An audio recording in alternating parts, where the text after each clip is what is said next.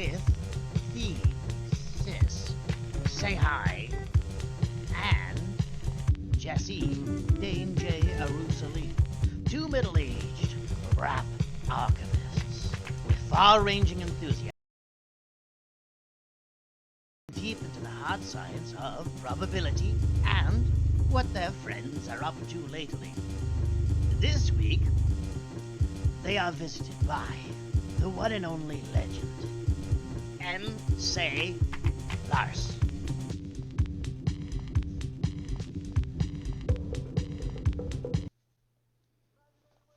Hey, it's Imaginary Wednesday! We did it again! We did it again! We did it again! Pritchard Tralavan, Well, #1 voice Pritchard. man. Sorry, He's Pritchard. a good boy. Did I say it wrong? Pritchard. Pritchard. What is it, dude? What is it? Hold on, he's over there. Yeah, Pritchard. Pritchard Tralavan. Pritch. I think he fancies himself some kind of an artist or something like that. Thinkin' Prit. Is he an artist? I thought he was an Thinkin' art Pritch. collector. No. Yeah, maybe. I don't know. Hey, I'm going to play some beats on the PO. Okay, Let's talk about that later. He's ready to It's not. talk about that later. I didn't add it to this scene. Yeah. Be honest. Yeah, no. We'll talk. So they can't hear it. But yo. Oh, what? Oh, you didn't add Hang it on. to this scene? Hang on, I'll get it. Yeah. Add it to the scene, baby. We want these guys to hear.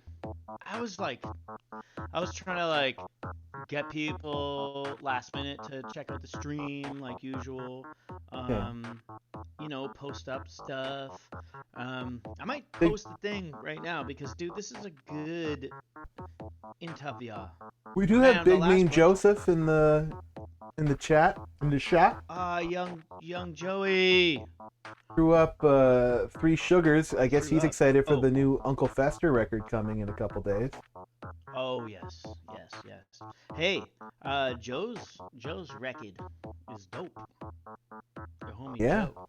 And then Joe's big hit, insane. right? It took over Bandcamp completely. I don't think anybody got any other music from Bandcamp in the last 5 days, except for the new Joe Beats record. It set a new record. It's the word on the street, son.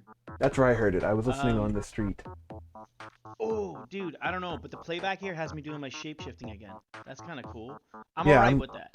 Let's Totally keep fine with that. If we could do it, on purpose, that'd be great. What's up, Burger Finger? Hey, everybody, how's the beat level? Burger Finger. Yeah, how's the beat level? Tell us in the chat. Give I'm us gonna some open up angry my chat. emotes in the chat if the beat level is not good behind our voices. Yeah. Yo, I'm entering that chat. That sounds weird. Enter Astral Child. Ooh, sounds good. All right. You know, it's just coming out of that little calculator thing he's got. Mean Joe Toon says it sounds good. My mom thinks I'm up here doing my homework, but really, I'm talking to a bunch of strange dudes on the internet. That is my homework, actually. Yeah. And I hope to get high marks. Hi, Marks. Speaking of Hi, high Angles. marks, Yeah? where's Chaps? No, I'm just kidding. Hey, check it out. You got. Oh, Donger Grove. Yeah. That Oh, is shit. an attractive garment. Dude, You must a have friend picked of that mine up did. when you were on tour. I was on tour once or twice. Oh, guess what? I'm gonna sip some gin. Sip some gin. Hey, wait. Yo, what?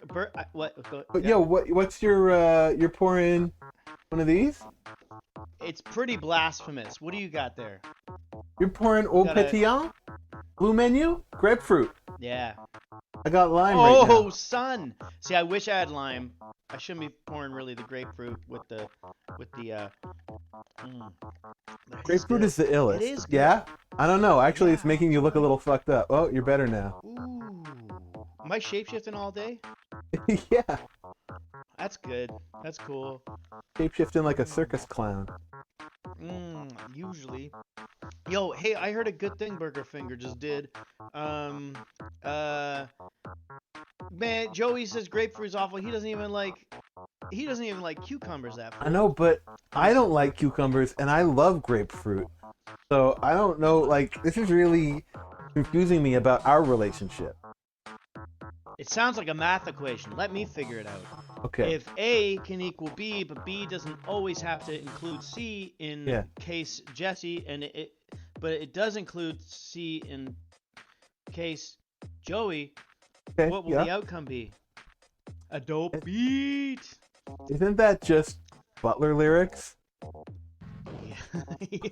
Yeah. Hey, I got the B, the C, you D, the E, See? and then F's It's either the him or G, Cool Keith. the H, I, J. Yeah. The J, the K.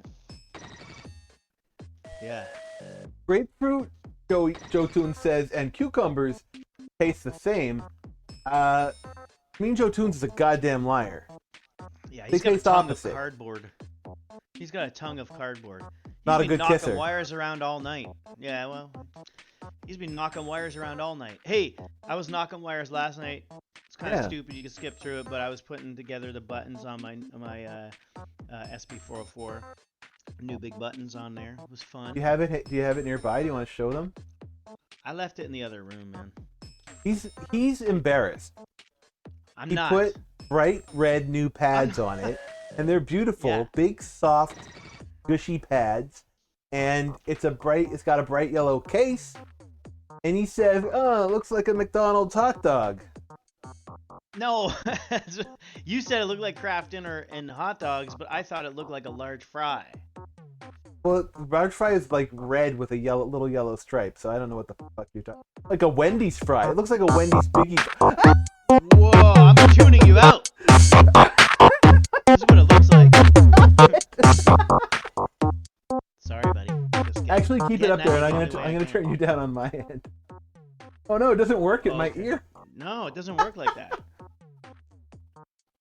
We're trying some different ish tonight. Hey, so now it's starting to knock. This is a professional Shane show. Hall's up in the place. Welcome back, Shaney. Shanel. Brainy Shaney, they call him. Yo, Shane, we got something special. We got special footage for you. Yeah, dude, we got some footage for you. Don't worry about it. You'll find out. You'll see what it is. You'll find out when everybody else finds out. You're not rich? Think you're some billionaire? You come in here and ask what we're showing? You're not $1.65. Neither You're am not I. rich to fry. I got bigger fish to fry. Band meeting at the same time. Yo, also, your band can just play while you watch. Is it your dungeon band? Is it your dungeon band, Shane? Are you jamming with your dungeon band? Who, me? No, I'm asking Shane if he's gonna be jamming with his dungeon band. Somber Arcane. Yeah, the Wizard Rock. Wait, not Wizard Rock. That's Harry Potter shit. That shit's dope. That shit is dope. Dungeon Synth. I bought 2 solo Dungeon Synth projects from Shane Hall in his alter ego as Frantic, the Dungeons and Dragons ass wizard. I bought one that came only as sheet music because I was like, shit, I can do a better job. Crazy, it came as sheet music. Yeah, he only sold it as sheet music, and I bought his fantasy novel. So nothing but big authors. We gotta have Shane on here. I say this every week. We gotta have Shane on here. We're having Shane on here. From now on, anybody who's in the chat is a guest. Yeah, basically. You're invited to the party. Yo, I'm just trying to get things.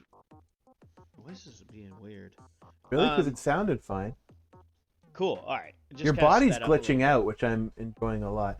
Why, yes, Shane Hall. That's just my dance moves. It is.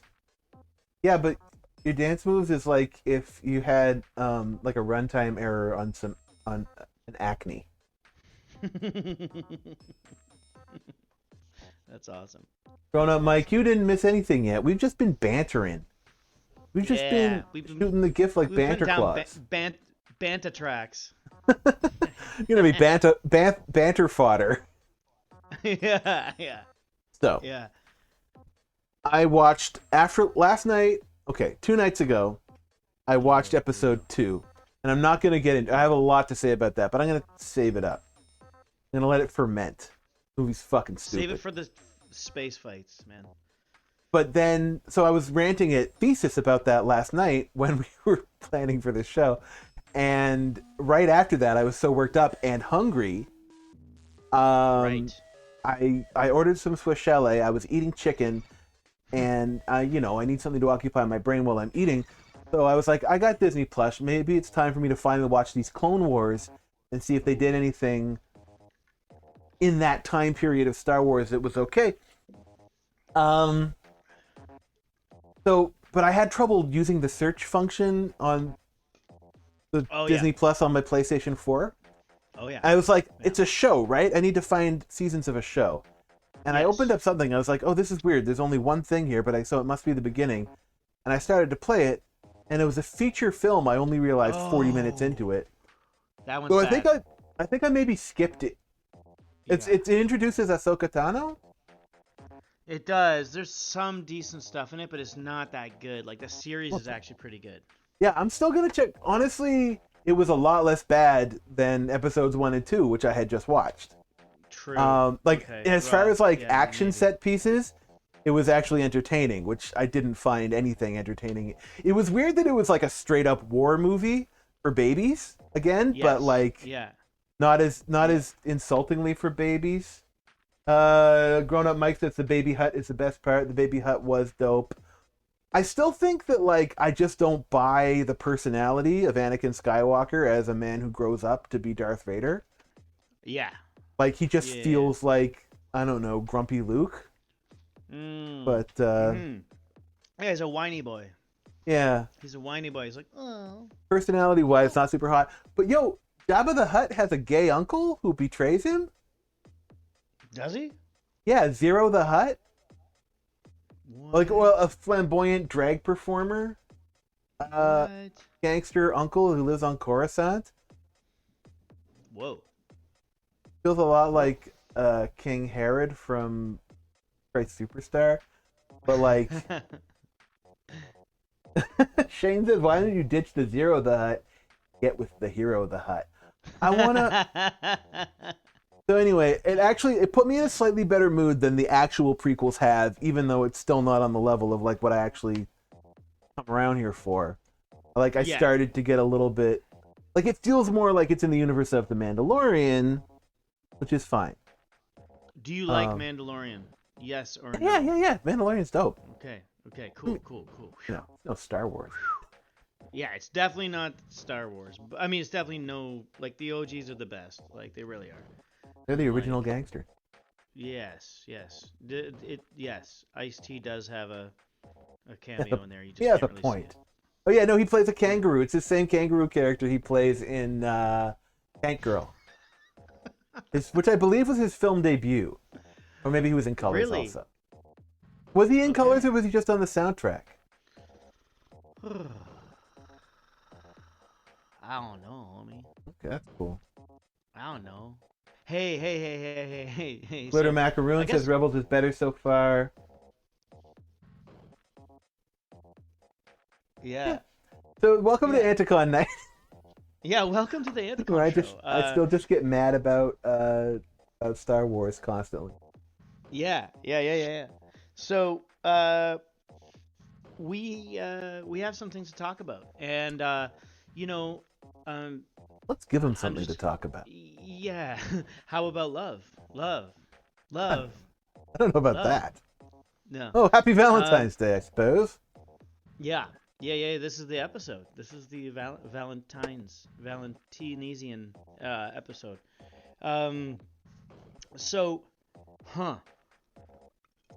How do we say this? We talked about stuff. We did. The legend. I actually have something I want to play before we even do that. There was the thing that you heard a minute ago that you thought was something else. Okay. And I'm showing you as much as anyone else. So this is one of those things where you have to put in your headpiece. I'm going to stop these tunes. I'm going to stop a tune here. Yeah, let's stop the music. Ice-T... Pete Meads, what's up, homie? He says Ice-T4's first movie is Breaking 2. Ice-T4 is a great tax legend in Canada. He's a CRA hip-hop crew. Yo. Carl J.D. Hurt with a heart on it. Mike, what the hell, man? Pete No, Means no, is Mike. on there? I guarantee you already have an RLGD shirt with a heart on it, don't you? If anyone does, you must. All right. He's on the man. Pete Meads, what's up, dude? Yeah. Top villain. All right, we got some crazy stuff. Yeah. Throughout this episode, we have some archived bonkers stuff you got to see. But right now, Jesse's gonna show this other thing that I'm excited to check out. So it's a big surprise. He's been teasing me with all day long. Tries to own. I hope this Yeah. works.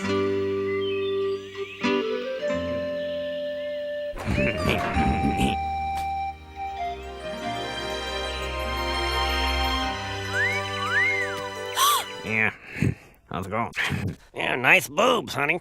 Oh, yeah. Hey! Get out of here, damn it! I want to see the chick! I'm, like, busy. Go away. No! Ow! Cut it out, butthole!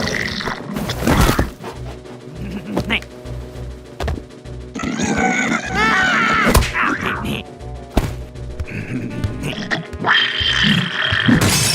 Get the hell out of here!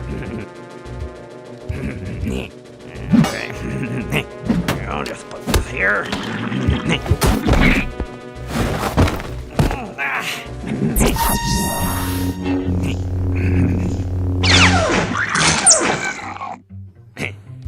Check it out, behind the back. Yeah, throw it out the window.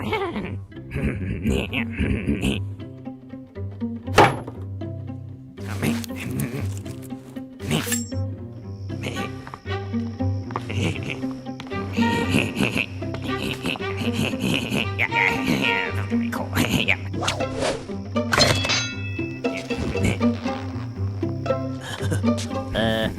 Excuse me, Dick.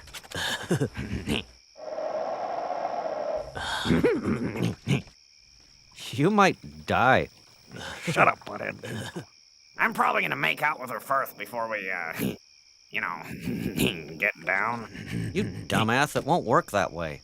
Don't you know anything about making love? This ought to do the trick. Oh, yeah. Beavis, you're about to be injured.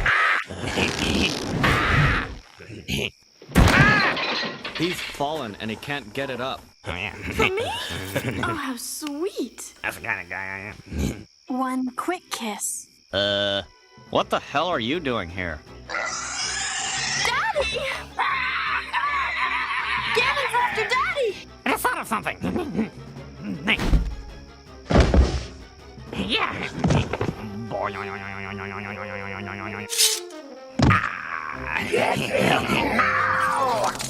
Go for it, dude. Do it. Die! Ah, don't touch me, asswipe! Beavis, I'm a little disappointed in you.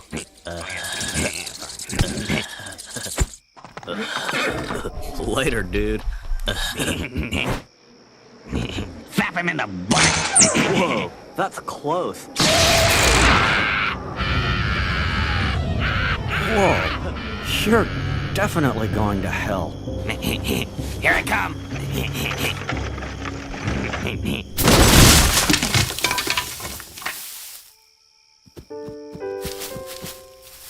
Link, speak to me! Link! Booby booby. Oh! You're fine! Obviously. Damn it! I'm supposed to get some. No! You let my father get captured by Ganon! I think I gotta go to the bathroom. I gotta take a dump. Sorry about that. Let's get nachos. Yeah, nachos. We must rescue my father. What, what should we do? Take him to the pit room. Maybe you'd like to reconsider. What they had better do is turn the Triforce over to me in 1 hour. Is that gonna be enough time? Where's the Triforce? I don't have it, bitch. They sold it to buy drugs.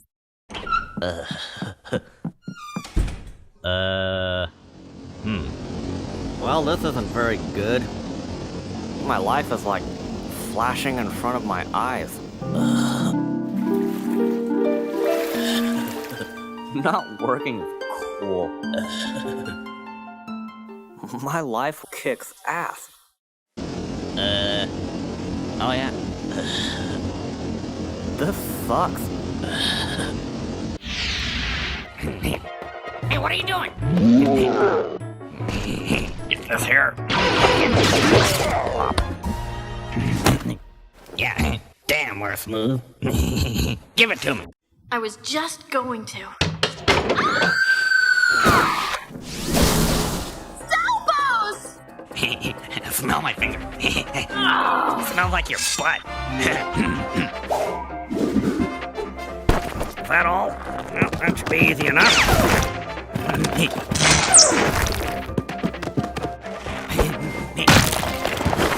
Come on. I heard something break too. Damn it, that sucks. I'm gonna kick your ass. Quit jumping on my balls. Did he just say quit jumping on my balls? Yeah, okay. Kick some ass.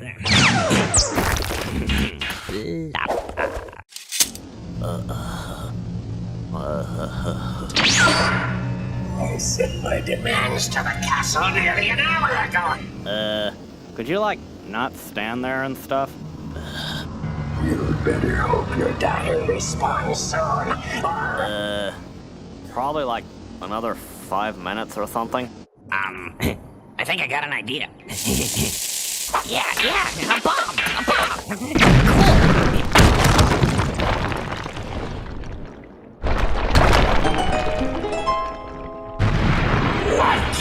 What's that? A bomb went off, dumbass. You have only a few moments left. Okay. But where's Daddy? Hey, how's it going? Daddy! Yeah, this sucks. What's taking you so damn long? Daddy! Let's get out of here. Where's Thesis? What are these things?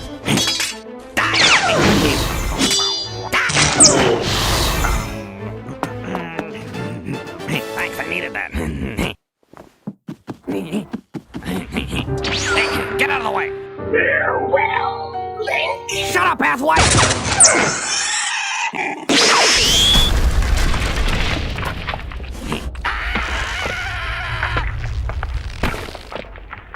I'm like gonna die. Yeah. Loser.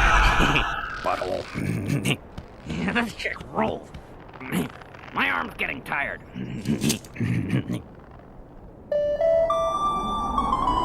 Whoa.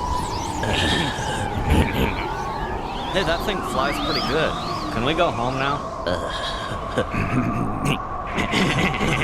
Tornadoes are cool.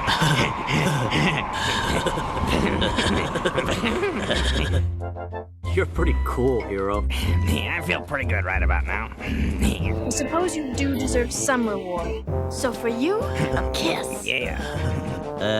Hey, you know, whatever you're into. Oh, wait, hey, cut it out. I want her to do it. Settle down, Beavis.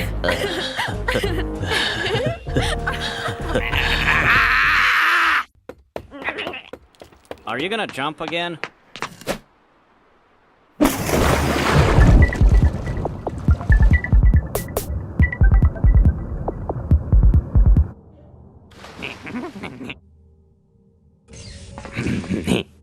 Hey, how's it going? Okay, you don't have to say anything. Stormy, shut up! I asked you a question, but you know, that's okay. Well, excuse me, your dickness. We should party. Are we gonna see some bare ass? Shut up! Okay. Holy bejesus! Wait, what? Mi madre, I can't believe it! That's freaking amazing! You look dynamite, by the way. Because I'm copying you. He's good. Who the hell is that? It's freaking impossible! Unless he's a doppelganger. What does that mean? Enough of this talk. Now, who's ready to beat some ass? What if our whole world was like, a giant video game? Nope. I've got a better idea. Let's kill him. Hold on, I'm onto something here. Sweet dreams, doppelganger. That was cool. I wish every day was this cool.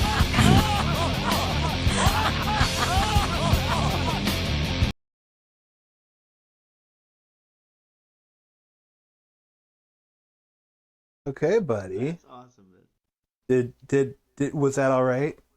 Like that okay? Oh yeah. You had to put your headphones back on so you can really hear me in real I know. I gotta see the end of it because I'm on the delay. Dude, that was fucking awesome. That was awesome, man. Who put that together? Do we know? Yeah, I put a link to the original YouTube channel in the chat. His name is Khalid SM Shaheen. His sister Jamila did most of the lip syncing. What? So, amazing. Yeah, just a guy who does like edited videos on YouTube. Apparently most of the Beavis and Butthead audio is from the movie. But okay, I was gonna ask. Yeah. Yeah, my original, like, I thought it was really funny, and then I started to worry, like, is it just a pretty good impression? Because then for some reason, I felt like that's not as funny as using the real audio. Yeah. I'm just like a sample. Right. I'm a sample purist. Totally, sure. Yeah. But yeah, the homie Jay Friedman says he recognizes pretty much all the audio from the show and the movies. Dope. Brilliant. Yeah, man, for sure. Hey, are you you got a Facebook one going and a Twitch? Everything. We got a Twitch, we got Facebook Backburner, we got Facebook Jesse Dangerously. Beauty. I'm gonna see if I can get on those comments too. Yeah, what's man, up? That was awesome, dude. That was fucking amazing. And what was the second cartoon that they appeared in? C-Lab 2021. Of course it is. Which is already a spoof. Right. Yeah. So it's weird. It was like pretty meta, but I guess they got to use doppelganger jokes. Yeah, totally, man. I forget who it was. Somebody pointed out recently that it is now the year of C-Lab 2021. Right. Totally. Yeah, I mean, the future was last year. Welcome to the ocean. Yeah. Hell yeah, for sure, man. Hey, so I'm gonna play a little. I'm gonna get the pipes going here for you. Yeah. In the background here. As we go. Oh, Kira thinks it was the calendar that probably pointed that out. Well, then we got to probably that. Thank Ray. Yeah, or the Mayans. NASA bit space from the Aztecs. Right. Totally. Yeah. Isn't there a circus line where he talks about That line is from So-Called Artists. I forget who else was in that, like Soul and Pedestrian and someone. Pedestrian, yeah. So-Called Artists. Clothes yeah, it was on really backwards. dope. Clothes on backwards. Yeah. No, a circus has a line where he's like, "You're getting sued for copying a whole bunch of ideas from Mother Nature." Something like that. Anyways, that was pretty dope. So-Called Artists was pretty cool, man. Remember Stuffed Animals? Speaking of Anticon, Who was in did you ever Stuffed hear the Animals? Stuffed Animals? Stuffed Animals was like a thing that never came out, but they had it was mainly Y and circus, as I understood, and That would drive me nuts. It was just skits and it was dope, man. It was like they had like little skits like circus, like, why are you scratching that Anticon record? And it's like they would just like fight about different things. It was pretty dope. Like the Stuffed Animals, it sounded cool, man. It was just a bunch of skits and like weird shit. Do you have a cassette tape of it tucked away somewhere? I have an audio file of it somewhere tucked away. It never came out. Like it was released just on the side. You know, like some dude who was like trading files was like. Right. I remember early on, like people being like, "I'll trade you your album for access to all of my stuff on my computer," and I'm like, "All right, cool," and I just download a bunch of albums, you know, like some weird People Addams still- Family stuff, and People still hit me up wanting me to rip old like tapes for them, and I always say I'll do it. I can't see myself getting around to it. Like I kind of want to rip my tapes, but I kind of like that they're tapes. I got a bunch of stuff too that Yo, Shane Hall says I saw the so-called artist vinyl over at Lord Gemma's house. Yeah, that came out. That was Pity Party People. Was that the so-called artist album, or I think so. is that a It was soul record? cool. It was fun. I remember it had like I a liked all that paint, shit, a man. painting frame on it. Yeah. Right. I just remember that one song. I remember they would rap in 3/4 a lot, Mm. and I remember they had this whole song about how biting was cool, and they said "NASA bit space from the Aztecs." That Yeah, line was kind of that blew my when mind. the better the artist, the harder the bite. The better Yeah. the artist, the harder they bite. Yeah, that was pretty good. The better the artist, the harder they bite. The better the artist, the harder they bite. Yeah. So Anthicon, let's get into the show, homie. With Speaking of, with our boy Lars. Yeah. That video blew my mind. I'm actually not over it still. But okay, so yeah, we got a convo with Lars, and we cover some spectrums of it, but I kind of want to catch up on some other stuff after, and we have some very special footage that has never been released. we do have unreleased ever footage that's pertinent to the topic at hand. But basically, like the context of the conversation is MC Lars, your friend and mine. He hit me up just like for a friendly chat on email because we're friends and we talk. And he was like, "Yo, Jesse, I feel like we've never talked about Anticon, but it was such a big influence on both of us. I was just listening to Dose 1 and it reminded me of some of the stuff that you do." And I turned like a whole bunch of different shades of different colors, and I was like, "I have so much to say to you about that.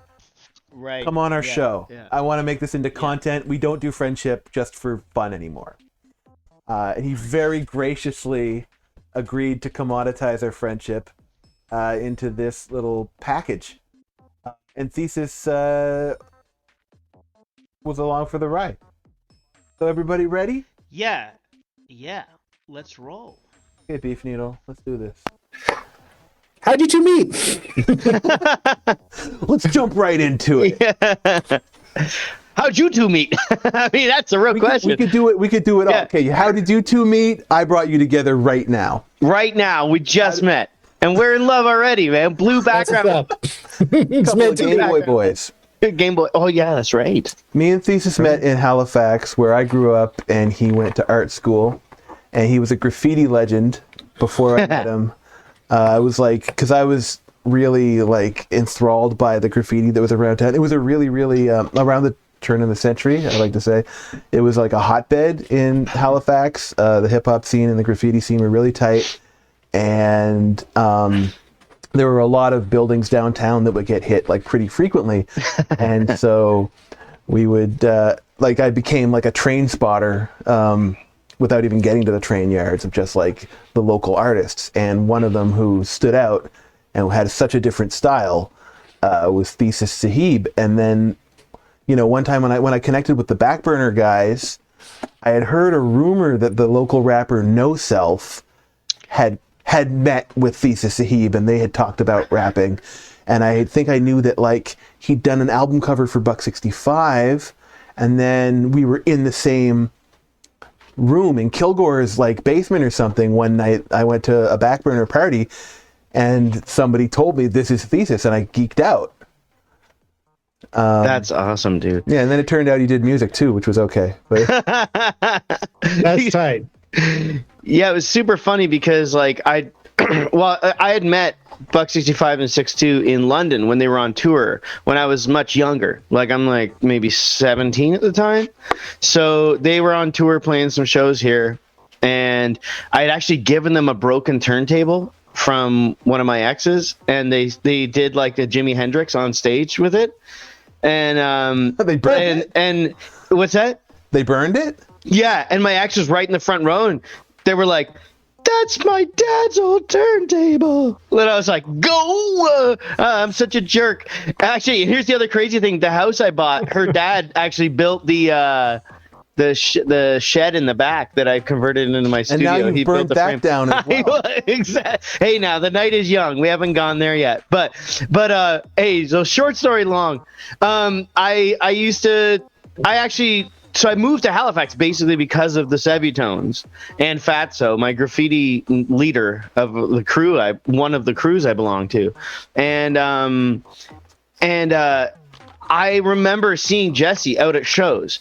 And Jesse was like dancing super cute at the front of the stage with like pigtails on at a Buck 65 show. And I was like, yo, this dude is punk rock, man. This guy is fucking, because hip hop heads didn't do that shit. Don't do that shit. Jesse was out there doing this stuff, and I was like, who is this cat? I want to know this cat. Flash forward a month later, I'm rapping with Jesse in Kilgore's basement, pre-backburner party.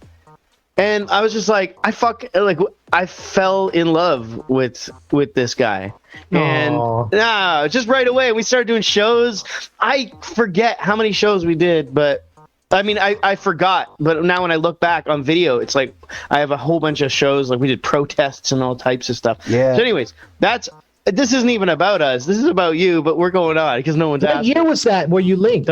Is that 2002, 2003? 2001, I think. 2001, yeah. The first time I got to join him on tour was 2002, but we've been playing a lot of local shows and recording and freestyling and stuff. Mm-hmm. And actually, yeah, it was a really like concentrated, like the hip hop scene in Halifax is super lively. And Andrew, I assume I know you're familiar with Buck 65 and like 6'2", like, and they're like Anticon related. They were definitely like on the ground floor of Anticon. What was your hip hop scene like in those days? What was your connection to rap when you were into that stuff? Like in your daily life? What a thoughtful intro. That's a really thoughtful introductory question. And that's like so dope to meet like older. We're like the old dudes now, right? Like talking about this stuff. Like I was thinking this morning, I was jogging, listening to the Other Side of the Looking Glass, or that's what it's called, right? Yeah, the Alias album. Oh, yeah, my boy, yeah, dude. And thinking about how goosebumps. There's so much to talk about, but like how that listening to that record was really momentous to me, and realizing that there was a group of people pre-internet, early internet coming together, doing non-conventional music in a way that wasn't parody, paid homage to what came before.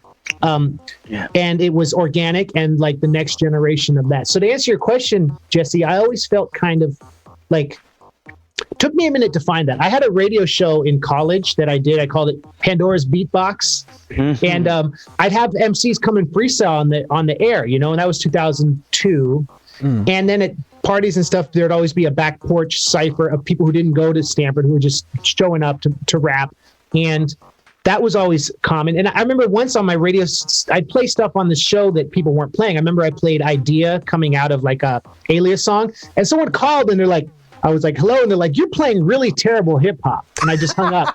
And I was like, it's like people weren't ready for the fact that rap didn't have to be, Jesse, I know you talk about this a lot, didn't have to be ultra masculine, didn't have to lean into sociocultural stereotypes that like were endemic to its origin of being, this postmodern culture of really repressed people in the Reagan era, how that I'm speaking in big generalities, but like there were masculine archetypes of hip hop that didn't need to continue.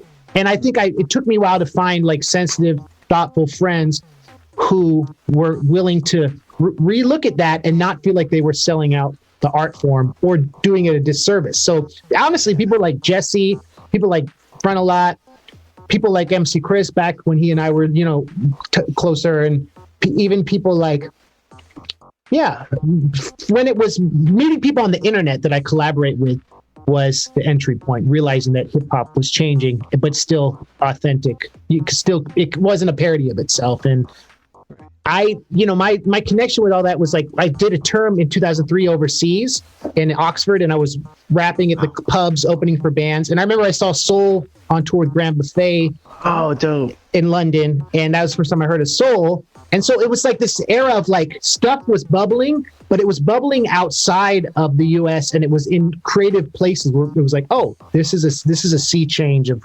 culture, and such an exciting time. Those 4 years, like in the early 2000s, were to me my entry point to rap. That's a long answer. To make a short story long. No, I love it. It's so good. It's so good. Yeah. No, that's great, and I relate to it a lot. I also had a radio show around those days. I took over.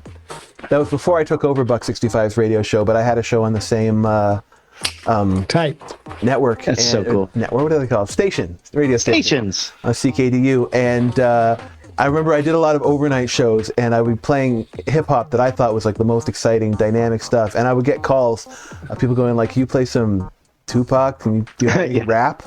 Yeah. And but the exciting thing about being at like an independent radio station or a college radio station was it's getting served by independent labels. So there were all these like stacks of 12 inches that were coming from like tiny labels and obscure artists, and getting to learn stuff that way. I was such a snob in the late 90s. I was very directly influenced by listening to Buck 65's radio show in this regard, is that I was like, hip hop is going off the rails. There's true original stuff, the golden era, and ever since the mid 90s, the mainstream stuff is all gangster and commercial. And I think I like shot myself in the foot in a way and like stopped being open to a lot of stuff that I later discovered I did enjoy. But I was like, the Jiggy era, no thank you, and Master P, can't relate to that. So I was really open to stuff like Soulsides and DJ Shadow, which I started hearing in like 96, and those are like the first MCs like Lyrics Born and Gift of Gab and Latif, who and when Cool Keith came back as Dr. Octagon, like all of that was sort of happening in 96. And so you were feeling the Bay, not to interrupt, but you were like feeling that energy, which was a switch for me because I was not a West Coast guy overall. I'm like East Coast rugged and rough type, 40 below trooper like the GBs, but except for Cypress Hill and Hyro and Farside, who I always thought of like very East Coast, West Coast artists, at least beat-wise. I didn't like G-Funk ever to this day. So like there was this West Coast independent explosion, and there was also a New York explosion. I know, like, Company Flow, like right on the coattails, and Raucous, and then like I guess at the same time these kids who became Anticon, I call them kids now, they were like 2 years older than me at the time, but like in the Midwest or in Maine, like Dose is coming from Cincinnati, Alias and Soul from Maine. They're having a really similar experience, I think, to me in Nova Scotia, where they're not really in part like a hip hop epicenter, but like pulling in 12 inches from Sandbox Automatic and ATAC distribution, and like anywhere we can order them online, or maybe if we're lucky, there's like one indie store or an indie radio station where somebody's like feeding us the good shit on 12 inch. And I was just lucky to get tuned into that by what was going on in Halifax, by the Buck 65, 6'2", DJ Moves, Gordski, like the people who were spinning those records. Yeah. Buck 65 was really a entry point then in both of your lives, it sounds like. Yeah, funny enough. Yeah, definitely. Yeah, actually, it's kind of interesting. And so actually, my story, like I can relate to you guys so much. I feel like it's kind of an amalgamation of both. Definitely with independent radio. My friend Fat Mike, he's a DJ in London, a beat producer, drum machine music, drum machine Mike. He's got a bunch of different aliases. He lived like just a couple doors down from where my mom lived, actually. So I would kind of walk home near him after high school and talk to him or whatever. And he did a show up at Western, the radio station at the university here. And so we were definitely into underground rap. I would come on a show every once in a while, doing graffiti. I was like, oh, I'm into all elements. I used to try and like break dance and stuff. I was like, 16, 17. And then he opened up a record store with my friends from Soul Choice. They kind of had a store together, and he used to work at the local record place that I ended up taking his job when he left to go open his own business. So I was like the record slanger down there. And then so he had this store, and people were coming and going while he was doing his radio show. Definitely already exposed to like Dr. Octagon, loved Hyro, loved all the like underground East Coast, we call it, like the J. Rue situation, the Premier. KRS-One was like my favorite rapper, but then discovered Latyrix, and Latyrix blew my mind. And I was already like loving Dr. Octagon, but at the same time got the Latyrix thing like around the same era, Blackalicious, and loved that stuff, and felt like here's the one thing, like before I met like Buck or Rob, like 6'2", I remember being like, if I'm gonna rap, I'm gonna do it from my perspective, because to me it's like kind of almost like racist to mimic you know what I mean, like that stuff. So I was like, it can be done, and I can do it in a cool way. And I you know, you always kind of like hearing some songs that are like super misogynistic, and misogynistic. It's like a magic of putting down ladies or something like that. But yeah, no, it's like I hate that shit. Like I fucking hated that stuff then, and I even like would make like edited versions of albums because I fucking hated certain songs.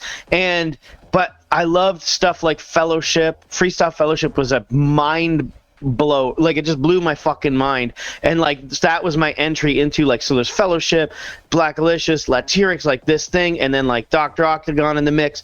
But then like and Company Flow too, and like a bunch of stuff. I'm not even like Sonic Sum and all types of different stuff, the Derelicts, all types of different. I was definitely in that West Coast thing, like Bay Area loving. But then Fat Mike was like, I got this tape, and this weird tape, and he called us a bunch, and he was like, come listen to this in the store. And it was an early version of Deep Puddle Dynamics. Way before anything. And I don't know how he got it. He got it somehow in that lineage of... The kids who get dubs are the only ones who want to listen. Word, exactly. And it even had a part where... Is that a quote? That's Soul and Bottle of Humans. Yes. That's good job. That's dope. That's dope. Yeah. So yes, dude, that was dope. Yeah, and the album was like, we didn't even know who the fuck it was. Like Mike was just like, I got this thing, you have to hear it. It's called, I think it was called Deep Puddle at the time. That was just called Deep Puddle. That's right. It said Deep Puddle on it. And it even has a part where it sounds like it's on a dub plate, and someone was like kind of scratching it for a minute, but it might have just been like a tape stuck. But it had early versions of the songs. They were pretty close, not mixed as well, and there was some versions that are different on the album. It was missing a couple songs that it did later, right? But he had got it through like Buck 65 or Fritz the Cat. You know, Fritz the Cat did this underground zine called In Search of Divine Style. And In Search of Divine Styler, which was a whole other thing. Fritz bringing AC Alone and all of Hyro and like Divine Styler and like Divine Styler's little brother, and he was the one who brought Buck 65 and 6'2" to London super early, and just was like, because Fatso had come from Halifax, he was the graffiti guy, he'd come to London and gave me a Sebitones tape.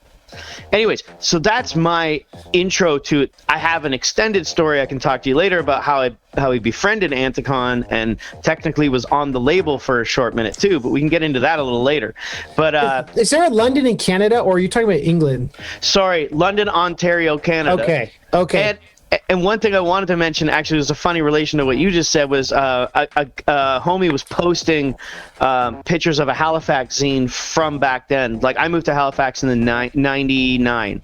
I'd been out there a little bit for graffiti purposes and hip-hop purposes to meet up with 6'2". Then ended up was like, I'm staying. So I basically went home for a bit, for like half a year, and then moved there. But this kid had posted the zine that came from that time period that was like put out by Fatso, and it said Halifax was the Bay Area of Canada at the time, and it had the same energy. We equated that as that, and I was like, yes, you're right. That's exactly the feeling. It's a bay too. It's on a bay, so it is the Bay Area. That's tight. Yeah, so that's tight. So that's the fun origin there. It occurs to me as we talk about the geography. Andrew, you've moved around. You've lived. You're from. Wait, are you from the West Coast or you're from Connecticut? I grew up in Oakland. Okay. My parents moved to my dad got a job and we moved to the Central Coast, which is like Santa Cruz. After college, I moved to New York, and I've kind of been between Oakland, LA, and New York for the past 15 years. And now, just going where, it's funny, man. I just subletting between tours and being a nomad till I got married, and now we're in quarantine outside of Philadelphia. Okay. With family, because we had a baby in May, and so we're just doing the remote life. So yes, geography. I think I get different Ivy Leagues mixed up. Stanford is in California. Yeah, but technically, it's ironic, or it's not ironic. Stanford is not in the Ivy League because it's on the West Coast. Oh, it doesn't count. It doesn't count, but I guess it's still revered. But Ivy League people will be quick to remind you, no, it's not. Well, it's Ivy League to me. They kick you out of the cipher.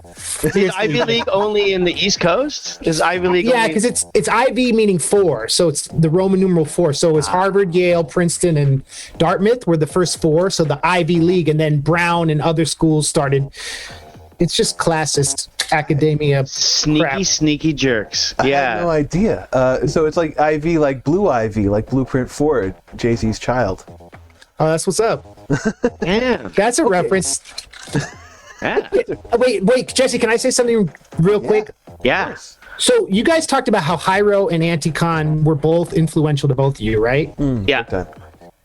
Tajai from Souls of Mischief came to he went to Stanford and he did a talk at my dorm. I lived in a dorm that was like called Ujima, and it was the African American themed house. It was like half mixed people and then half African American culture. And he gave a talk about industry tips and what he learned being a rapper and how it's good to diversify. Wow. But I asked him, I was like, what Bay Area labels are pushing the boundaries and doing different stuff, and what is more traditional? And he talked obviously about his work, but he was like, you should check out Anticon. These people are doing interesting things, and I respect, and it's weird, and if you're doing weird stuff, and I was like, I don't, it's funny when you talk about now it has this kind of like, Anticon was like the weird white kids, right? And he saw me as this weird white kid at the talk.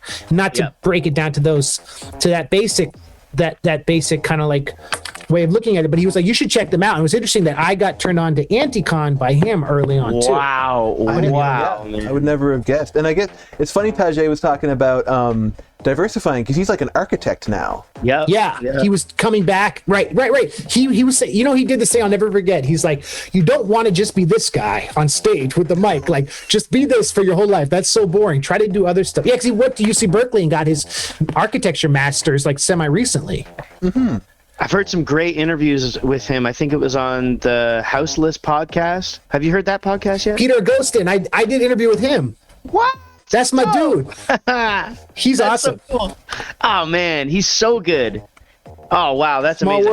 I can't believe I never heard that interview. I'm sorry I haven't yet. Okay, it hasn't come out. It hasn't come out, but I'll send it to you. There you go. Okay, perfect. Yeah. It seems like the last couple episodes were more like just playlists, right? Or like people, like he had Hemlock Ernst DJing, yeah, which is dope. Really small cool. world, dude. You know how I got onto him, and I totally derailed Jesse's question. Nah, man, it's about you here. So yeah, well, I got onto Peter because he was MC Chris's agent for a while before Chris did his thing and burned that bridge, and that was much love though to both those guys. I found out about Peter because he did interviews with Grand Buffet, and then when he did Peter booked me for the Alias benefit with Buck and Soul and B Dolan and everyone. And in New York after the East Coast one, because I was staying in Brooklyn at the time. So that's where I met Peter in real life, and then asked him to be on the podcast. So yeah, that dude got his start right at Humboldt, bringing artists up to Northern Cali, Eureka, and Arcata, and building the independent hip hop scene in NorCal, where home of Mike Patton from Mr. Bungle and Captain Beefheart, and the dude who invented the Garbage Pail Kids, like this weird Bay Area that's far. It's in the Redwoods, man. It's like the hippie, weird Berkeley that people don't go to. It's like bizarro Berkeley, where hip hop really got its ability to change and grow. And I'm very fascinated in that area. And like, that's where he got his start, building that scene as a satellite area to the Bay. And now I guess his income comes from, he's an agent for YouTubers who do online events. Oh, wow. So that's, talk about shifting. And then the Culturama series, you know, that he did with AWOL 1. Oh, right. Yes. So he's a dude who unites the cultures and unites the California in a way that, like, when we were geeking out about that, I was like, whoa, I've never met anyone who has his hands in both places, because I've done work up there too, and he's great. Anyway, back to y'all. I could talk all day, so that's this is perfect. Well, it's funny you mentioned let me interrupt and just say, everybody, please check out the House List podcast, because it is awesome. And turn this off right now. And his MF Doom interview, episode 100, is what he did before Food, and it's it came out a year ago. That episode is great, because Doom basically explains everything he's going to do with the branding and the math before he did it, and he's still kind of figuring it all out. I mean, the fact that Peter interviewed him for a magazine, I guess it was Herb or something, and then took the tapes and got Doom's approval to release it as a podcast. That's the best Doom interview I've ever heard. I've literally never heard a Doom interview. You turn this off right now.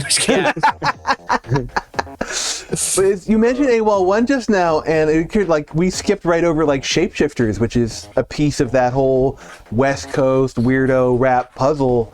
I guess it's adjunct to Blode, and Tumex Visionaries, like, shit, there's so and the Good Earth Natural Food Store Good Life. Is it connected with that a little bit? Because I just watched Hip Hop Evolution, so cool, nice. The Chad's from here. Chad's from London. Yo! So that's crazy. Yeah, I used to play shows with Shad. Shad used to open shows for me. Which is crazy, because we were all like, this dude's fucking dope. You know, I mean, it's time, you know what I mean, at that point. Oh my gosh. But, yo, man, Jesse, you're blowing you guys are, Andrew, you're fucking killing me, dude. You're blowing my mind. This is a very fun thing to talk about, because I sometimes wonder if the hand-to-hand old school not to get negative, but like, yo, remember this small label that had physical distribution 20 years ago? Remember how this was a thing?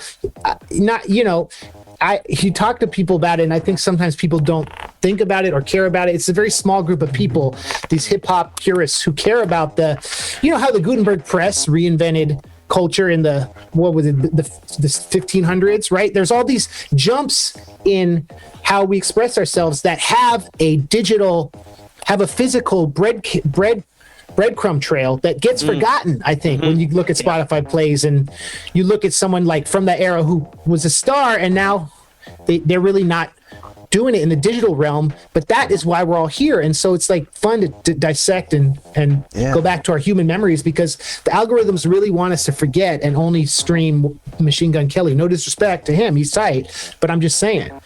On the other side of this camera is like a wall of CDs and a wall of vinyl, and like those are like my magical special artifacts, and it's weird because I always feel this guilt for not returning to them very often. But when I thumb through them and I look at these Anticon records and these Def Jux records and Soul Sides records and like records and CDs and cassettes that artists put out themselves with no pretense to a label, just like like the medium. There were like these paradigms. Like in Halifax, there was a spot, and I'm just showing like my entry point. The age of my entry point is that I know of it as Put It On CD was the name of it, and it was run by Reg McMichael, and he was the cassette duplicator when I started making tapes in 97, 98, and like. He was also like, I knew that like that was where the Buck 65 tapes were made, and that's where the Joe Run tapes were made, and the Goods tapes, and the Josh Martinez and the DJ Moves and Tachichi tapes. I know I'm dropping a lot of names that That's familiar only to us, but I know Josh Martinez, that name. Yeah, well, he's another Halifax guy, and he was on Anticon for a while.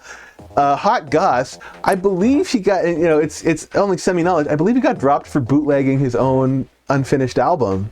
Very possible. That they were going to put out, but he made copies to sell on tour.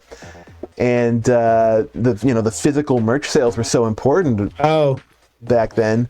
You can't bootleg yourself. And so they saw, but what did he copy the art? Was it like sloppily copied, or?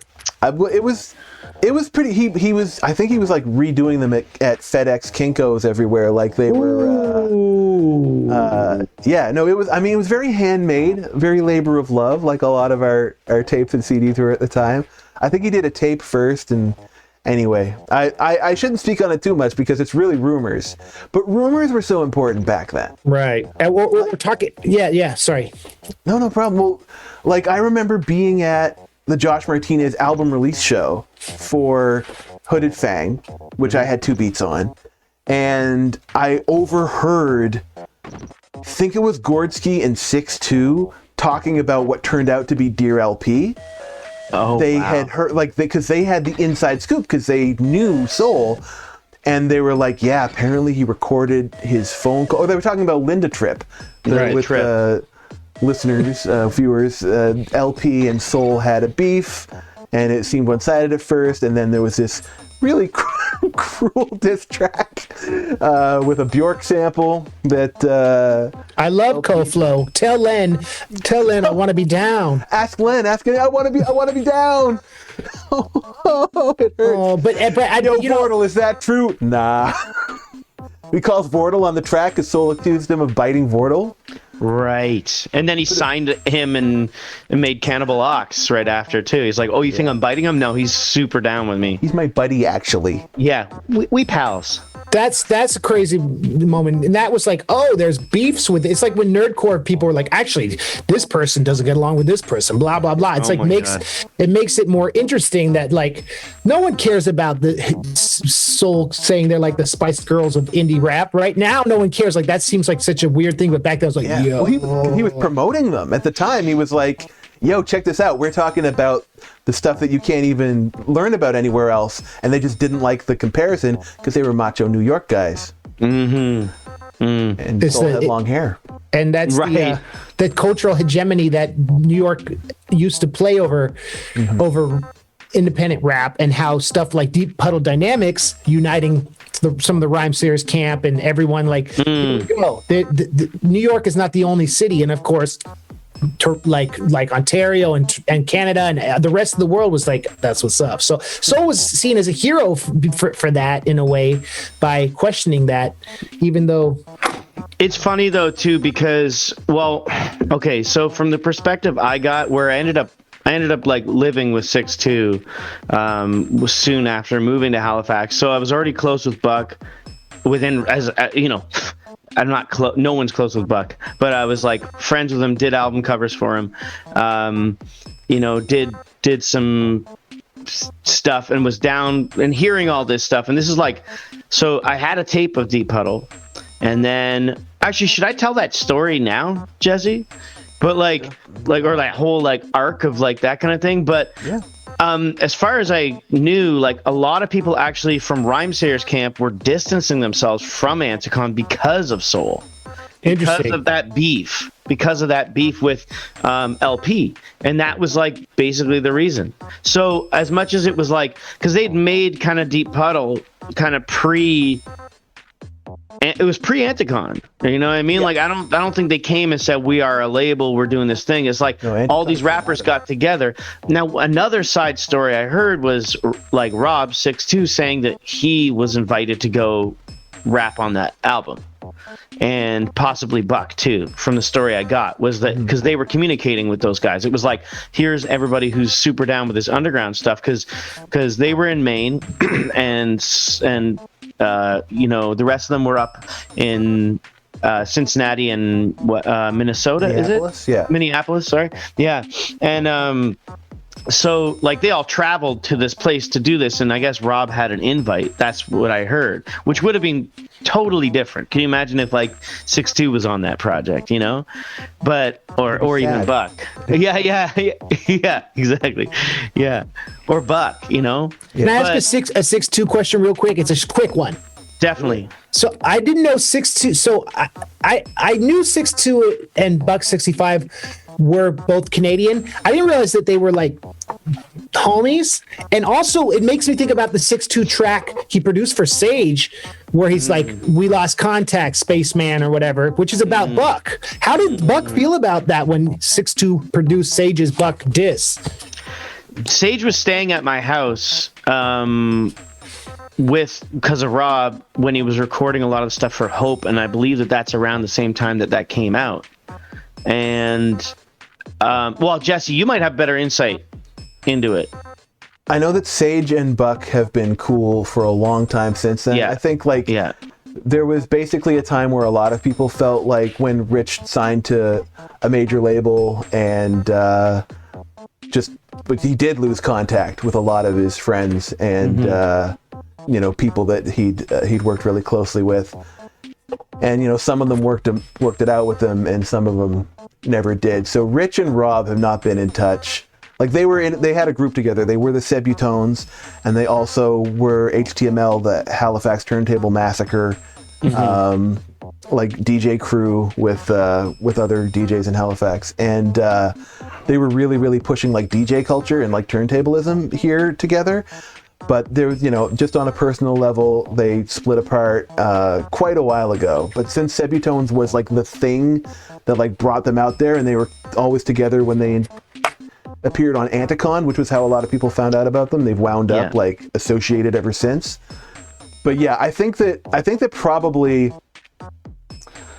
I've never spoken to Rich about Ground Control. 6'2" was feeling Sage though, maybe. I'm just saying. Well, right? Here's a funny thing about 6'2" and Sage. Like they were collaborating. Those guys came up to Halifax.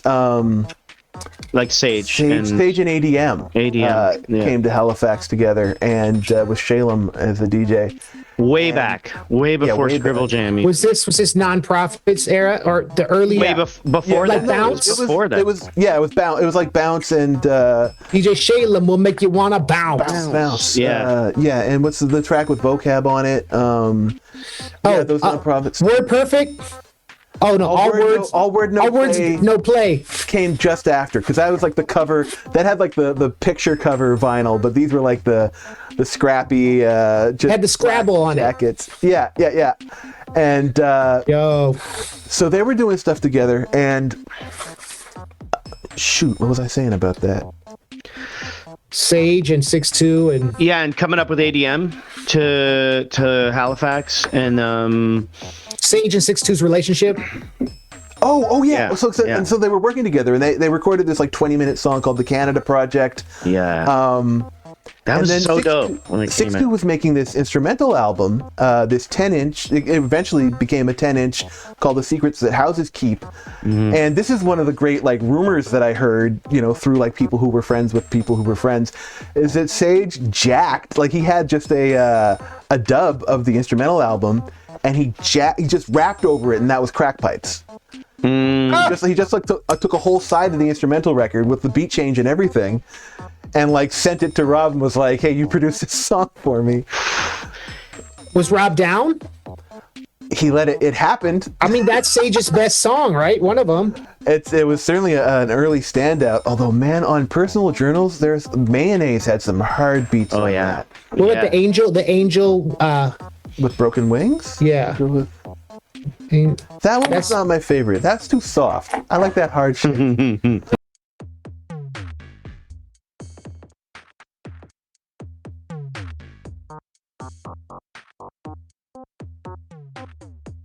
Thesis Sahib. Wake up! Wake up, Thesis! Joel!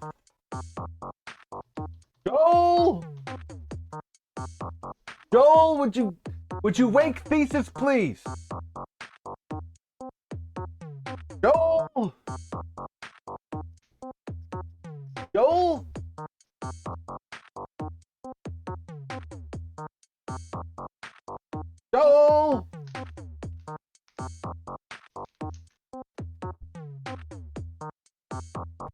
Joel!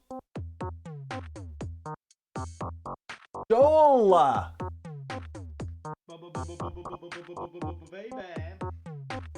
Yo. Joel, would you get Thesis, please? Sorry, man. I'm here. Joel! Sorry, oh, man. What? Where'd Joel go? Yo.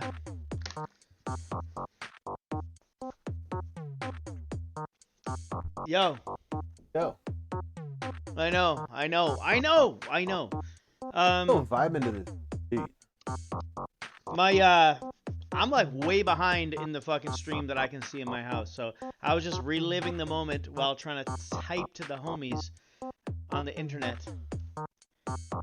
I knew it was happening. Apologize. I was just pretending to be upset and scared. Yeah, cool. Well, Joel, I mean, it's basically Joel's fault, but I wanted him to poke you with that stick that we gave him. I see the poking stick's stick over there, and but he's. I don't know where he's got to. The stick's right there. Yeah. Yo, the listening party, we kicked his ass out of here. Thing? Yeah. Well, I have.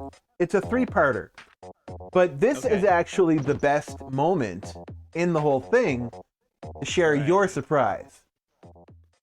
Oh yes, this is perfect. You divided it up real nice. Yo, this is a cool little thing. Do we preface it or do we just talk about it later? You should say what it is. Okay, so did you use just the one video that I sent you of the one main thing and not of the other shit with Rob and stuff? That's right.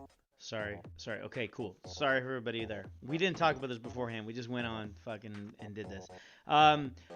So back it was like 2001. I'd been back from Scribble Jam. Rob was living with us, and Sage and Joey Beats. I was about to say Mean Joe Tunes. Joey Beats had come up to my place, and we had this like graffiti little hangover sleepover party place. It was a pretty crazy thing. It was a cool thing. And Rob had come and lived with us there, and Sage was there to record Hope, because I guess that him and Joey didn't really have a place together, so they both met and then drove to Halifax, and then they were there for maybe like a week and a half, and Sage had a show too planned, and it was an amazing show at the end up. That was a really dope show.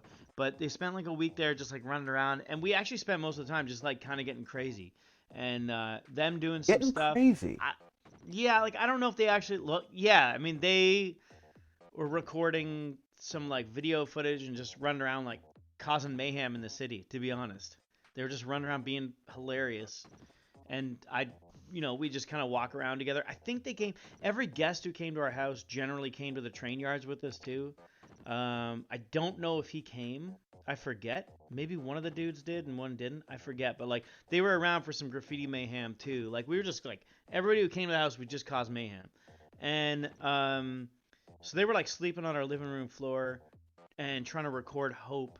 And then all of a sudden this So Hope is the Non-Profits album that came out on Lex Records. We talked about it a bit in the interview. Just mentioning it, which is Sage Francis, produced by Joey Beats. Not a group together anymore. Right, exactly. But Sage raps his face off on it. I know we talked about how some of the lyrics were a little bit like interesting, but and then this group showed up that was from somewhere else that wanted to like make this like comparison about how the Anticon stuff echoed a lot of the Beat Poet things. So yeah, this is a little video from that time period. We have some of my paintings in the background that actually Joey later on traded me.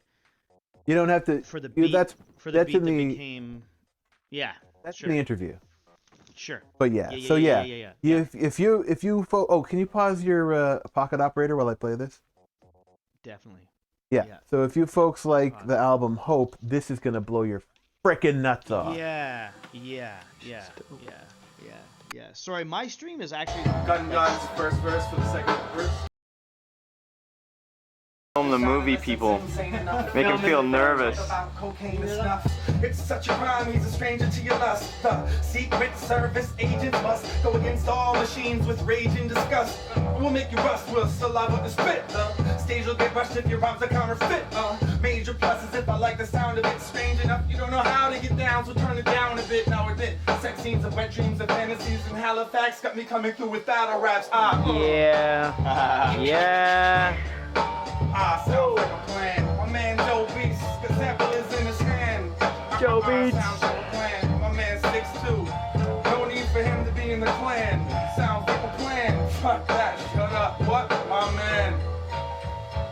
As time is held, I hide my belts from Bible bells, and I become today. Pride myself in a healthy body, hardly got enough pay to eat 2 meals a day, and I have brunch at such strange hours. My midnight snack becomes my Captain Crunch dinner, beginning to make these showers and every other day type of thing. And you say, bro, breaking ethical codes using my roommate's soap.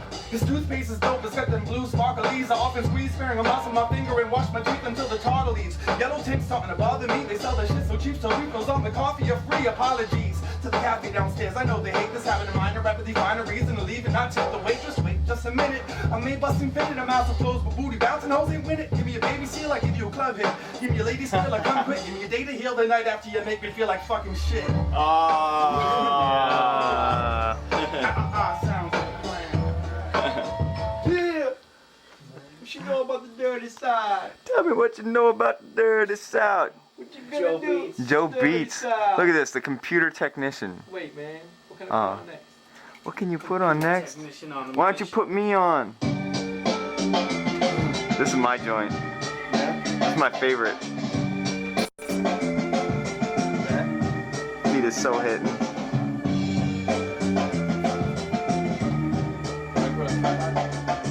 That was the best shit he did. I was gonna have to go like, I don't want to get the hot spot, so I'm got him like that. I accept when she tempts men to extend the tonic handshake. See, I'm all hung up on sex again. And she's still talking to him, I'm hung up. I used to be off the hook. Pick up girls and read their motives like an awful book. Put them down fast but gently to maintain a crash entry level position. Last century, I had several decisions to make before the new millennium. Secure finances, that's for dollars. Did I make the mill or any? Holy fuck. Wilderness. Sage raps. Sage is a fucking great rapper, man. He's a quite a poet. Reminds me of the Beats. No? Think back to Allen Ginsberg. Those triplet flows. Yeah. The way Jack Kerouac would terrorize the whack and tear the track. I'd swear, in fact, that you would need a prayer to act half as against these rappers of the backpack. Yeah. It's so funny to see baby Sage, like so young. Yeah, such a recent black belt. I don't know. He was. He literally was. He was, actually. I'm happy to be able to show that stuff because I had that on some like lost video tape, like on a high 8 camera, and then took it to this dude in east of London who like transfers that shit over onto any format you need. So I was really happy when I was able to find that. So had it on high 8, then it was on hiatus, and then you were like, "Hi haters." Hi haters. Hi ho. Yeah, man. Yeah. Wow. I'm happy to have been able to share that. And yeah. The homie Adam McWaters pointed out Joey Beats had the giant CRT monitor in the building because, of course, that's what we had for monitors back then. You may remember. Right. So like, I guess they drove up across the border with their studio computer, like the Beat computer. Remember Joey Beats used some weird fucking software, like not beat making software. It was like film scoring software or something. It was for like editing dialogue or like some shit. Like it had no like metronome to it. Right. You had to do all of the tempo by vision. Yeah, it was super weird, man. Super weird. And I remember we were all just like, "What is this? What?" Like, and that dude was already known for like making super sick beats, like in that underground scene. And like, yeah, we were all surprised. I remember Rob being like kind of baffled, like, "What the fuck is he doing?" And then being like, "These are so good." Yeah. But like Yeah. 6'2" had such a reputation for getting perfect vocals. Like he was the vocal tracking guru. And that's why they were there, to make that happen. But I don't even know if they recorded one of the tracks, let alone the full album. They might have got something done, but because a lot of people would pop by, like Pipskid and like different dudes from the hood would come by and just like I need to do my shit. It would be like random showing up. Right. So it was kind of good. It was a good spot, man. It was a good spot. It was a cool time. Remember having a community? Yeah. Like not just like in life, but like even just like around the corner from your house. Yeah. That was nice. Yeah. That was a little diversion. It's Anticon centric, it's Anticon related. And we get into a bit more. I think we get into a bit more of the Sage stuff with Lars. Well, the next bit we talked to Lars about is actually Alias. So you want to hop into that. Yeah. And also Scribble Jam. Scribble Jam. Thanks everybody for hanging out. Thank you. Well, can I ask how, like, it's so cool to be talking to the dude who did this iconic cover, which was in my CD collection. It's always at the top. Been looking at that thing for 20 years, man. And like, how did that come about? And what's the concept behind it? Because it's one of my favorite hip hop paintings of all time. And I'm not using hyperbole. Like, that's true. It's dope. So let's talk about that. Yeah. I appreciate that very, very much, man. Thank you. Well, okay. Can I tell like a little bit of like Anticon, how I got to meet those guys and that kind of thing? Okay, cool. Well, so like I'm just scraping out old memories here. So as I mentioned before, I'd met Buck 65 and 6'2" as Sebitones playing in London, and then that basically got me to move to Halifax. Now, before I moved to Halifax, I did an album cover for Buck 65 for this album, The Language Arts Original, which was just a cassette tape. I'd seen Buck play actually this awesome show with like Kid Koala in Toronto. And he was like, "I want you to do this album cover for me." I was like, "Okay, cool." He's like, "I've been meaning to talk to you." I was like, "Okay." And he was like, "I want you to do this album cover, and I'll give you all this stuff too." And I never got any of that stuff, but that's totally fine. But it was like a funny thing, and I was like, I'd do the album cover for you anyways. So moved to Halifax, hung out with those guys a bit. 6'2" was moving to go stay with the Anticon guys because the Anticon guys had taken over the headquarters for where Living Legends had lived. So they were all moving. In Oakland. So they were all moving from like Maine and Cincinnati and all this to live in this one area. And they were living there was other underground rappers there too, like this guy Octavius and a bunch of other different like interesting characters, I guess, were all living in the old Living Legends building. And so they were, they moved there and they were kind of doing as far as I understand, the label was really picking up. Deep Puddle had not yet come out, but I had the tape of it. And so Rob had moved to Rob had moved to California. So from there, I went to, from Halifax, I came back to London on tour.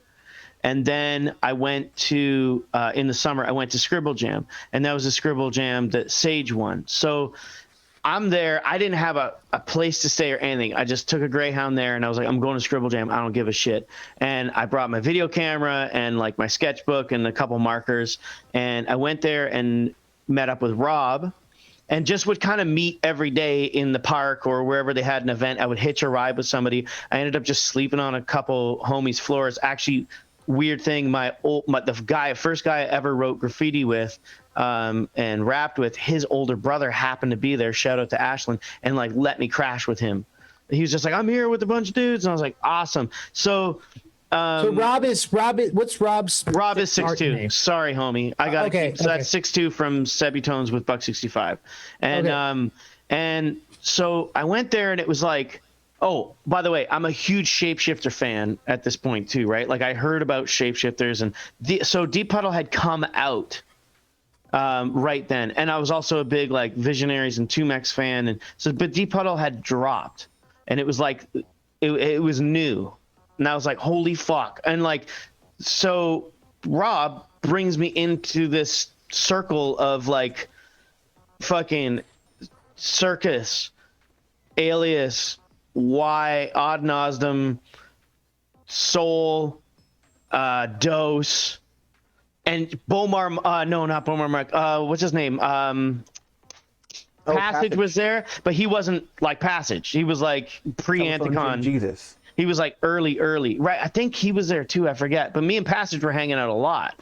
I thought Passage was Telephone Jim Jesus. He had a different. No, it's a separate dude. Sorry. No problem. Passage may be singing, but he's still the baddest poet.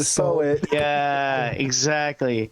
Yeah. So this is an amazing like group of people.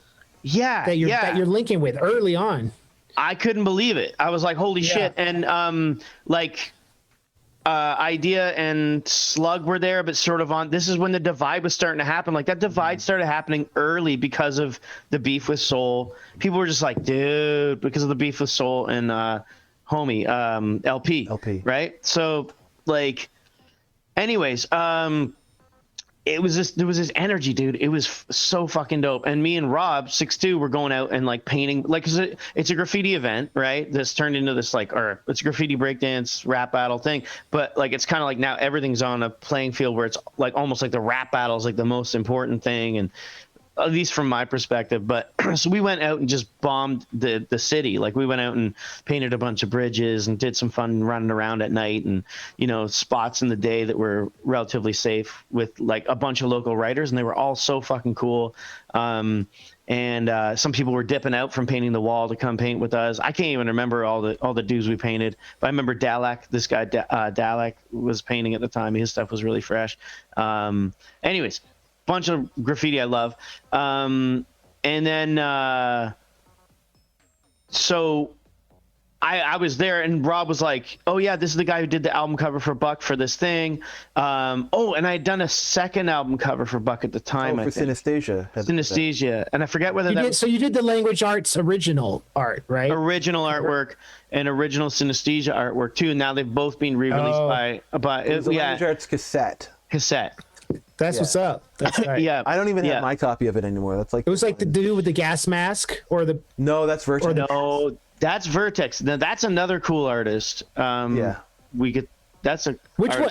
Okay, I just for my reference, can I look on Discogs and find it? Sure. Like this is early art of mine. I was like 17 when I did that. 18. It's not the one that's kind of like expression. The one that has like the lines in the grid. No. Who did those? That was like on Warner. That was Press Tube or something Tube. That was James Patterson, Press Tube. You're right. And now he's a dope artist, man. And he was dope.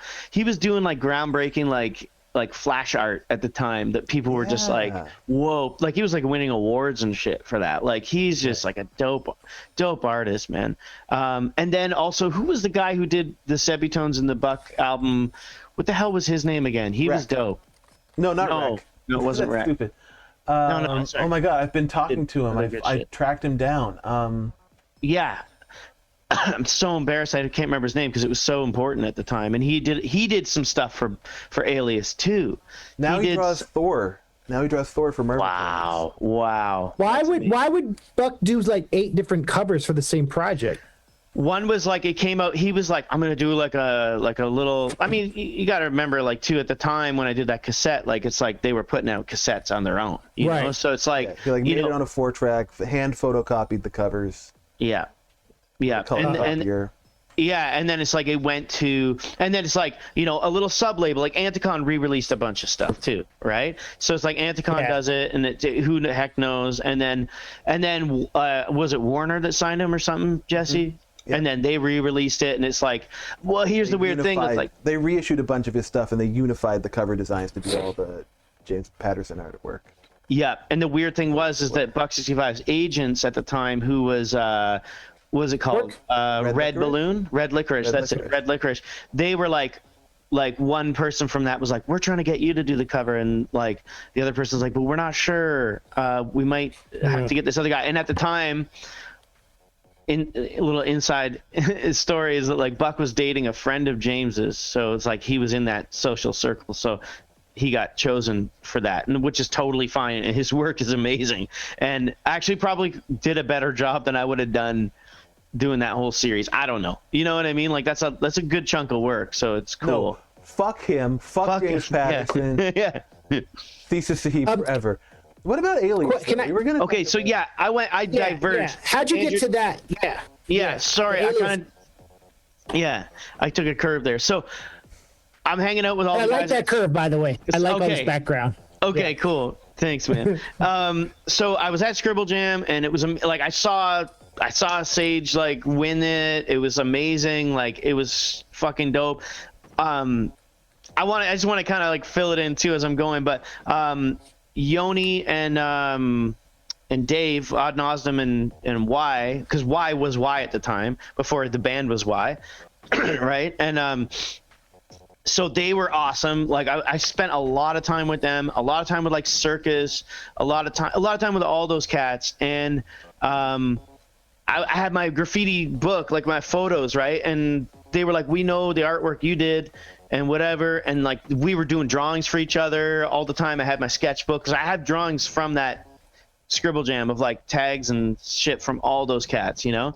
I have a Dose 1 drawing in there, and like, you know, I have some mail art from later from that time too. But and then Alias came to me and he was like, hey dude, I really love your work, and I feel like I'm stroking my own ego when I say that, but like he was just like, I dig your work, and like, would you be down? Like he was so humble, and I'm like, dude, I know your music and I fucking love you. Are you serious? And he's like, I got this thing coming out. It's gonna be a little bit. Would you mind doing the album cover? Now the other weird thing is like the Mush Records guy was there too. I don't know if you know Mush Records, but they were kind of like along with Anthicon and putting out like stuff that Anthicon couldn't handle at the time, and Dose worked for them and signed like got Aesop Rock on there, and got like a lot on Mush, Float, Circles got them on Mush, K the I. Yep, K the I, who like I went on to work with later on in life. Jesse, all this crazy stuff. Rope Ladder 12-inch, which was like 12. Basically a lot of the Anticon guys and like that. Shapeshifters adjacent guys stuff. Definitely, dude, definitely. Yeah, so and Robert from Mush was like, oh, like I want to start like a thing with you where it's like you do this many album covers a year and like all this stuff. And I also had like an early version of this early thing. I don't even consider an album, but it's called The Secret Adventures of Thesis, Sahib and Friends. And I was making it then, like while on tour, basically. And I'd given it to those guys, and all this kind of hype was building up, like, oh, we're gonna do this, and then they're like, Sage is gonna do something with us, and like, you know, okay, he's down, and people are battling fucking fools all the time. It was this crazy thing, and then Sage wins, and then it was like, and then I went out painting this one time, and I ate something weird, and I also twisted my leg so fucking bad that it was all swollen up, and this is like the last day of Scribble, and so you couldn't win the b-boy competition anymore. exactly. Yeah. And then I remember sitting there at this show that had this like small stage, and it was the best show I've ever fucking seen in my life. And it was like Sebitones did a set, Soul did a set, Dose, like in all types of different configurations. Gel was such a cool guy, man. He was there doing crazy shit, and it was like I was like 5 feet away from it with my leg on sitting down with my leg on a bucket in this like weird club, and like there's tons of people there, but like this is a daytime show, and Atmosphere came up, and that's when homie was like when Slug? But Idea was Slug's like hype man, and was so dope. And I'd heard him on the verse from Deep Puddle too, and I was like, yo, and it was like the best fucking show ever. What And year was this, like 99 or 2000 or? it was 99 or 2000. It was 99. Yeah. And Oh man. and Dibs was dope. Dibs was so fucking cool. And I remember having to get up during the set and hobble to the bathroom, and it's this weird washroom where there's like just a fucking hole in the floor or something, and everybody's pissing into it, and I was like puking into the hole, like, because I had this food poisoning, and I had to go outside for a minute because I was like kind of like almost going in and out of consciousness. Like I was super sick from this food poisoning, and my leg was fucked up at the same time. I was like, I think I twisted my leg and it's causing me to be sick, but I was like, maybe it's that shit I ate, I don't know. And then I'm outside sitting on the cadences. What's that? Yeah, exactly. This is so The sick. rhyme flows are fucking me up. Yeah, they're so good. But no, for real. I'm with you on that. But I go outside and I'm sitting there, and then Dose comes out and he's like, Jimmy, did you hear? Like, we want you to be on Anticon. We want to do a whole thing like along with like Robert from Mush, and we want to do all these album covers, and we're gonna sign you, and we're gonna put out your music and whatever. And I was like, oh shit. And then Soul came out and he's like, he already told you. He's like, I want to let you know, whatever. So from there, like, I came back home, but then I went back to like Chicago and like a bunch of different places where they were playing shows. So I went out and like met up with them and did some stuff, and then I was like went back to Halifax, and Alias had sent me the album, an early version on cassette. So here's the main point of that whole rant. And I was living, and Rob had moved back from the West Coast because he didn't really like it there, and he had moved into my like graffiti sleepover camp, which was like this house that was just like a it was tilted on its side. You remember that place, Jesse? Falkland, yeah, Falkland, great.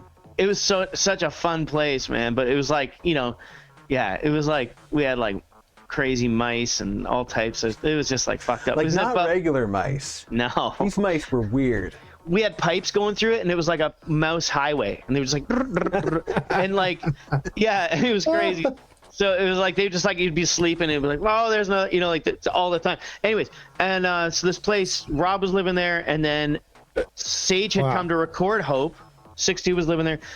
Sage had come out and stayed with us there with Joey Beats, and so I think I'd done the Alias album. I sent them the artwork. Sage was there, and Joey Beats was there, and they were like they were supposed to record like Hope, and Sage had a show. So Sage was kicking this stuff all the time, like these rhymes that were fucking amazing. And I don't even know if it's the same rhymes that were actually on the album. I have a bunch of it on video, actually. I should do something with Oh, that's tight. Yeah, I should do, because I just like come in the room and be like, hey, what's up, guys? And there was another documentarians there who were trying to do a project like showing the relation or the similarities between early Anticon and the Beat Poet movement and stuff. Oh my god, that's sick.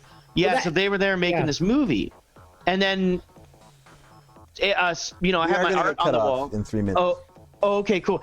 I'm gonna call back. Yeah, I'll end this then. But they had my artwork on the wall, and Joey was seeing it, and I was out doing graffiti and shit, and Joey Beats was like, I want to take a painting in exchange for some beats, and then I used one of them for Tin Man Shoes on my album. But Alias is the center of all of this. So basically, I sent him the artwork, and then from there, I ended up going to California on this crazy exchange thing that didn't kind of work, but it kind of did, and I ended up in Cali just hanging with those guys a lot, and I recorded 3 tracks with Alias at that time.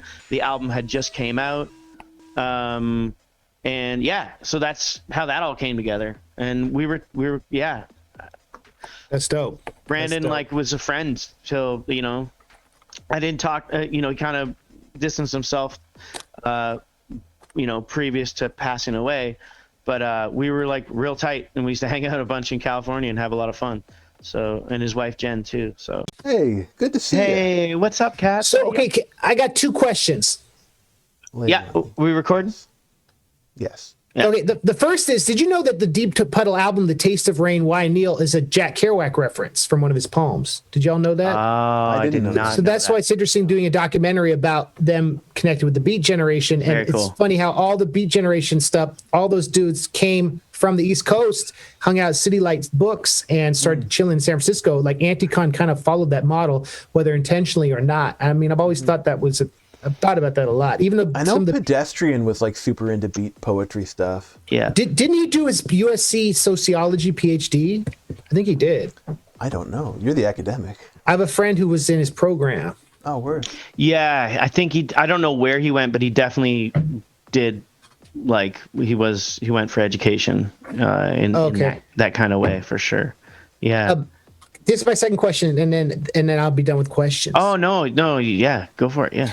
So okay, Grand Buffet. I heard that they almost were signed to Anticon for a minute. Do y'all know what happened with that, and like why, who Anticon picked and why not, and like what, like, you know what I'm saying? Because you know Bluebird, which is tight, because I know he worked with them a lot. Right. Okay. Well, so here's a dip into like what some things that I know about Anticon. So before when because I never really got to this point, was that when I was told by Soul and Dose that I was gonna be on Anticon or whatever, and and all this kind of thing. When I went to California, they were like, "Hey, we have this new manager, this guy named Bailey." And I was like, okay, cool. And they're like, there's a lot of things that have changed around. And then Soul was like, yo, I know, like in Soul's way, that's just totally like, hey man, like I know we told you that we were going to do this, but like a lot of things are changing. Before we jump into anything, like we don't want to, like we got to be careful about what we're doing. And, it's all like this vote stuff and just things, and whatever. And I was just like, hey man, that's not a problem. Like, that's cool. Like if I don't, whatever's going on, he's like, it's all strange. Like financially, we got to work this stuff out. It's a mess you don't want to even be involved in. And I'm like, okay, cool. I was like, whatever, I'm having fun making music and being around, and that's cool, like, and it was sort of like you could see trouble brewing for things already, and in a way where those guys were like, they were poised to blow up, right? And there's all types of people wanting to get down, all types of offers for people, good artists trying to release stuff with them. Tons of good people probably getting cut for who knows why, some random vote on the inside or finances or all types of stuff. And even then, like I remember Buck 65 basically left the label because they put out, I believe it was Vertex or Man Overboard, because they left off the song about his mom passing away, which to him was like the most important song on the album. An accident or on purpose? Totally by accident. An accident, but definitely an accident. But like they just didn't. It showed that the communication wasn't there, right? Like, yeah, like he would have if he'd got to like the veto or something.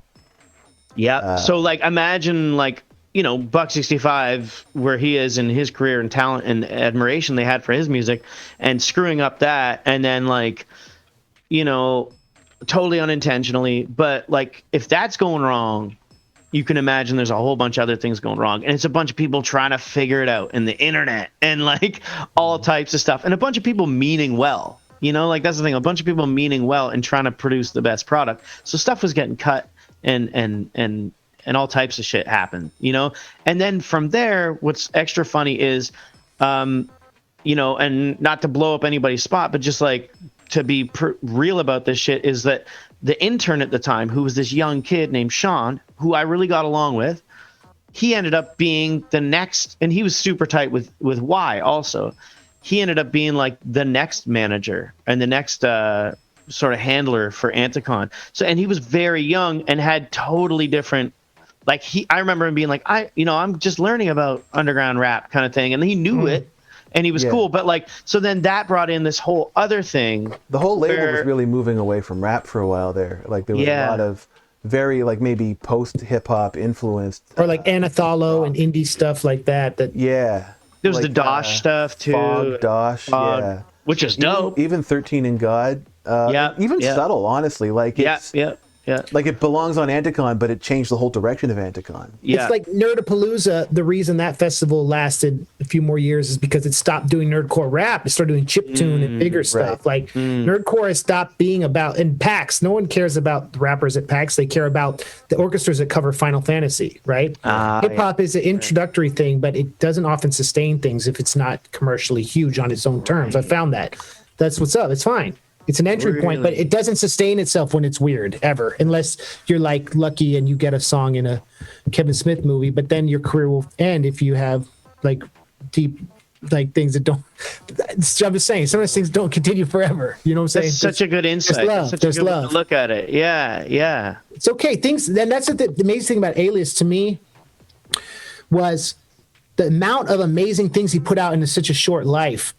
I'll just tell a quick story. I called Anticon after I met Tajai to ask him questions about like the scene and like how to get started in the Bay. And he talked to me on the phone for like a half hour, just being nice. He had no idea who I was. Yeah. And I'd call back and, it was hard. He obviously wasn't trying to talk to me again for another half hour, but he was so nice. And I was like, this dude just gave me all his advice and time.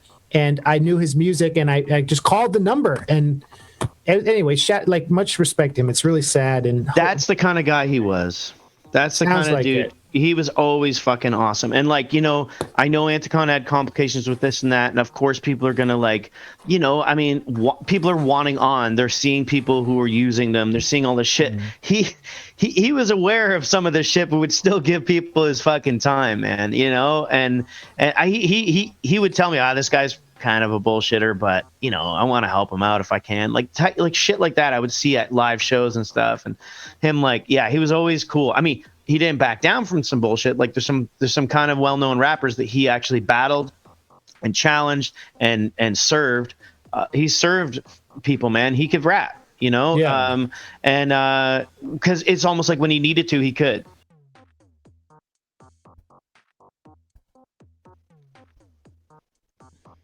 Back in effect. Nice. So yeah, the interview.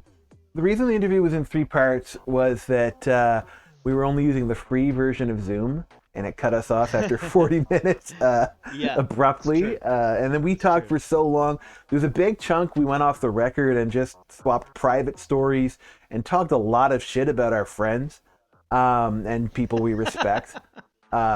Just violent, vicious lies. And so yeah, and Andrew had to go change a diaper. That's literally why he left. And yeah. But I'm glad that we got to talk about Alias a fair bit and what he meant to people. But yeah, Thesis, you were sort of taking us on a journey through your relationship to Anticon, the label, over the years, and I feel like it only got so far, in the telling. Yeah, and I'm not gonna keep going on about it, but your beat got way louder. Oh, hey, there we go. Whoa, sorry. Hey, Buster. Sorry. But yeah, I'm not, but that label kept going for a super long time, and it kept putting out amazing shit. And their new manager was this guy Sean, and he kept things rolling after and I was still involved a little bit as a side guy that they would invite into art shows and different things around. I was in California a lot at that time, and got to participate in some Anticon anniversary shows and a little touring art show and stuff like that, and still kept on the periphery. And what was the art show? It was there was a couple. There was one in San Francisco and one in LA, which is interesting because through the San Francisco one is how I met all the guys from Grim Image, which was a record label that started. This is a whole other tangent, but this is I was already friends with 2Mex and the OMD, Cholo Cinco and stuff. I was hanging out with them a lot. I was staying at their house quite a bit back in the day in LA, but I had become friends with Craig and the Grim Image guys. And then later on, Grim Image sort of amalgamated what I was doing with Bluebird with what 2Mex was doing with other people in the vicinity, and putting out a lot of stuff with Stereo, Exit Stereo, and some of the Shapeshifter homies, Life Rexall, and put out some bus driver stuff with No Can Do and like just different things like that. Cholo Cinco's work and different things. So I was spending a lot of time in LA with those guys. That's a whole other side tangent. But yeah, Sean was keeping stuff going. Soul was keeping things going, and I know Soul sort of divided from Anticon, but he kept like some other awesome stuff going beyond that, and ended up like similar to like Chesky in that like just always trying to tour, but like bridge together friendships and like past working relationships with different people and throughout Canada too, and like that movement still exists, even though there's certain parts of it that are not there, and certain key players are like not around quite as much. It's interesting to see how different managing people and different promoters and different artists from that have splintered off and done other really interesting and cool projects. Yeah. Well, including like, us and nerdcore. Like it's as that's two distinct things, but like those of us who were in Backburner,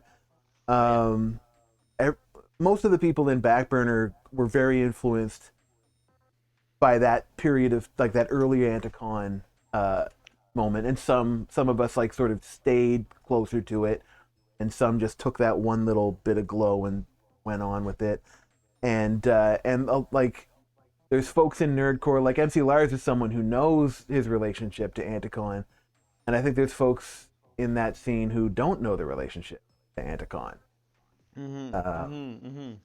But yeah, just underground rap is very, very touched by it.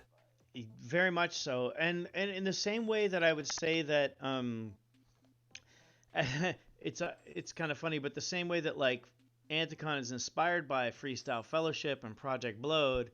Project Blowed has, it's like Anticon has gone on and inspired their things, and so has Fellowship inspired this whole other arc of so much different rap, and it kind of goes back to that in a lot of ways. So yeah, it's this really cool sort of lineage where you can see people's inspirations spawning from, whether it's just as a listener, or someone who's witnessed shows, or someone who's had participation, on any of the levels, contributing to that, to hip hop, really, So, yeah. Oh, I love hip hop. It's the best thing ever. It is. Rap and hip hop is, and graffiti and all that is like, it's seriously the best thing. Yo, Rove is in the chat, like sincerely doubting that you ever did the cover for for the Language Arts cassette. It's just old. Like they just weren't popular then. Like Language Arts. Yeah. I guess it's after Weirdo Magnet, and there is pictures of Weirdo Magnet up. But it wasn't on a label. Rove's one of the most down and knowledgeable hip hop people I've ever met. Him and Chaps. So you're saying if he doubts it, maybe we should start questioning our memories? No, but it makes me feel happy because I'm like, yo, homie, like we're super down back then. Well, do you have any, like, do you think you have anywhere in your archive like that drawing that you did? Was it a marker drawing? I feel like it was really colorful. It was pencil crayon. Okay, it was. Like I thought it looked like that, but I didn't know if that was from the photocopy. I don't even have a copy of the tape myself, but I know my friend Eric had it. I can check in with him. It was a weird situation, man. Yeah. Like, much love to Rich, but like he was like, I'll give you this and this and this and this, and I was like, okay, cool. And then like none of it ever happened, What did he say he'd give you? A fresh orange, a beautiful painting, a dinner, a meal? Each cheek is like a peach. No, he was like, he was like, I'll just, he's like, I'm going to send you like this dope underground thing, this thing, like, I'm going to send you like beats or something, like all types of shit. And I was like, okay, cool, man, cool. And then it's like, I sent him the album and like never even got my shipping money back. And then it's like, I moved to Halifax, I'm like doing all this shit. And he's like, hey, can you do this other album cover? I'm going to pay you like a percentage or whatever. Like, this isn't me trying to shit talk. I know people are fucking busy and I don't care. But it's like, I got like one copy of the album, and my other homie had a copy too. And like, I lost the tape, and all I had was the cover, So, I don't know why like I don't have like my that. tape. I don't Yeah. know where my tape Like went. you saw that, right? You had an actual physical copy? Oh yeah, that was the first place Yeah. I heard of you. Yeah, yeah. And then Because the that second was one was on. that existed Sorry, go ahead. before that existed before you lived in Halifax, before I even saw your graffiti around town. So Yeah, that's where yeah, I knew yeah. of you from. That was literally the Yeah. first place I ever found out about you. Right, Was right. my favorite rapper's tape. Totally, exactly. And like as much as I love Rich, I'm not shitting on him. It's just that's how life is, you know. I mean, he's very elusive and busy also, Oh, we're like gonna kick actually his busy. ass. We're gonna Yeah, go. we're still We're gonna gonna do go that. find I him. was gonna do that no matter what, but Like it's not and then the personal. second, sorry, what's that? It's not personal like EPMD. It's just business. Yeah, exactly. Yeah. Yeah, and the second one was through Endemic, which was the Synesthesia original like CD, which was super limited, and that was like an art piece that I just had in my house, and like Scott from Endemic, the Deadly Stare was over at my house like checking out stuff, and just like, can we use that for a thing? I'm like, yeah, of course, let's go, let's do it. And it looked So great. So good. Worked very well. it's a That's the album it's cover. a fun weird one, yeah, you know, but yeah. Yeah, it's just like people get busy, you know, and they like want to send you things, and I owe tons of people mail right now. Like I am super guilty of like I owe this guy this and I owe that person that. You know what I mean? It's just like life, and I don't My blame.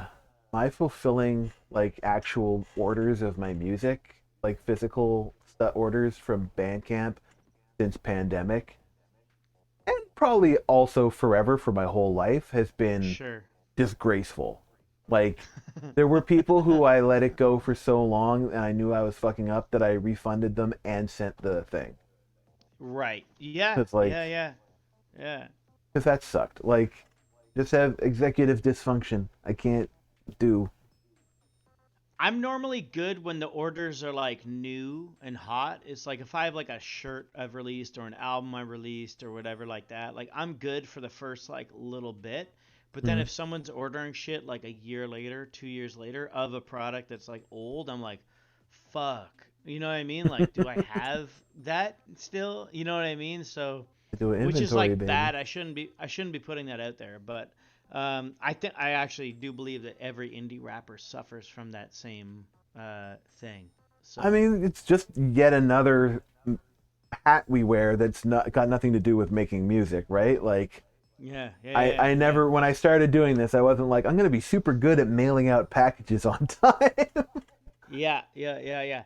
Well, I mean, to preface like even my life today, it's like I spent 2.5 hours like with a fucking service center trying to like get one of my hard drives to work properly on a computer so I can like put everything onto a other computer so I can that has better editing software so I can edit stuff for this show. You know what I mean? It's like I spent 3 hours doing that. Meanwhile, I'm supposed to be ordering like paint for a high school mural I'm doing. You know what I mean? Like it's just like and that just took up everything. I haven't even eaten really today. All I've been doing is drinking gin Oh and my fucking guy. PC water. Most of the day, Natalie, my girlfriend, brought a bunch of chocolate truffles, and I've been eating them. She said it was an early Valentine, so I'm fueled off of chocolate truffles, And love. gin, and hip hop, and yeah, and friendship and love. That's Four it. elements. Yo, Yeah, the four elements. listening party caught it up. ADHD. You're right. That's literally a thing that I only got That's diagnosed in my actually 30s. Yeah. right. But like it's been a big catch up. Actually we should dedicate many episodes of this show to talking about being adults with ADD who Yeah, are artists and trying for to real. like I have so much to say about it. It's in a way it's just been a huge relief to have a reason that I fucking suck. And I don't Yeah, feel so much sure. like I Yeah. fucking suck. I mean, still Yes. Yeah. sometimes I Yeah. do, but having a cause for the symptoms makes the symptoms more treatable. This pandemic shit has really brought about some stuff that like has put me back a bunch of years because definitely here's the fucked up thing too, like as a son of immigrants to Canada and parents growing up in Scotland or whatever, we were not and parents involved in medicine too, right? Like different vibes of medicine. My parents were never ever down with me having anything that could have been like less than perfect, you know. Right. But I was like, you know, mental position to be in, right? So I was always like, I can't do my homework. I can't pay attention. My mind's always wandering. I'm fucked up all the time. I hate everything in school. It doesn't work for me. So I was always like, it's just the education system. It doesn't work for people like me. It Right. could be something further than that too, right? But I was always like, I got something wrong with me. Like I'd be saying to my parents, like, something's wrong with me. My mind doesn't work normal.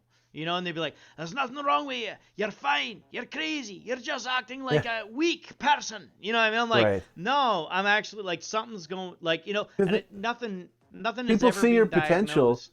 People see your Sure. potential, and they know, like, you show the cleverness and you show resourcefulness and adaptability in so many situations. They're like, well, in this area where you seem to be struggling, why aren't you trying harder?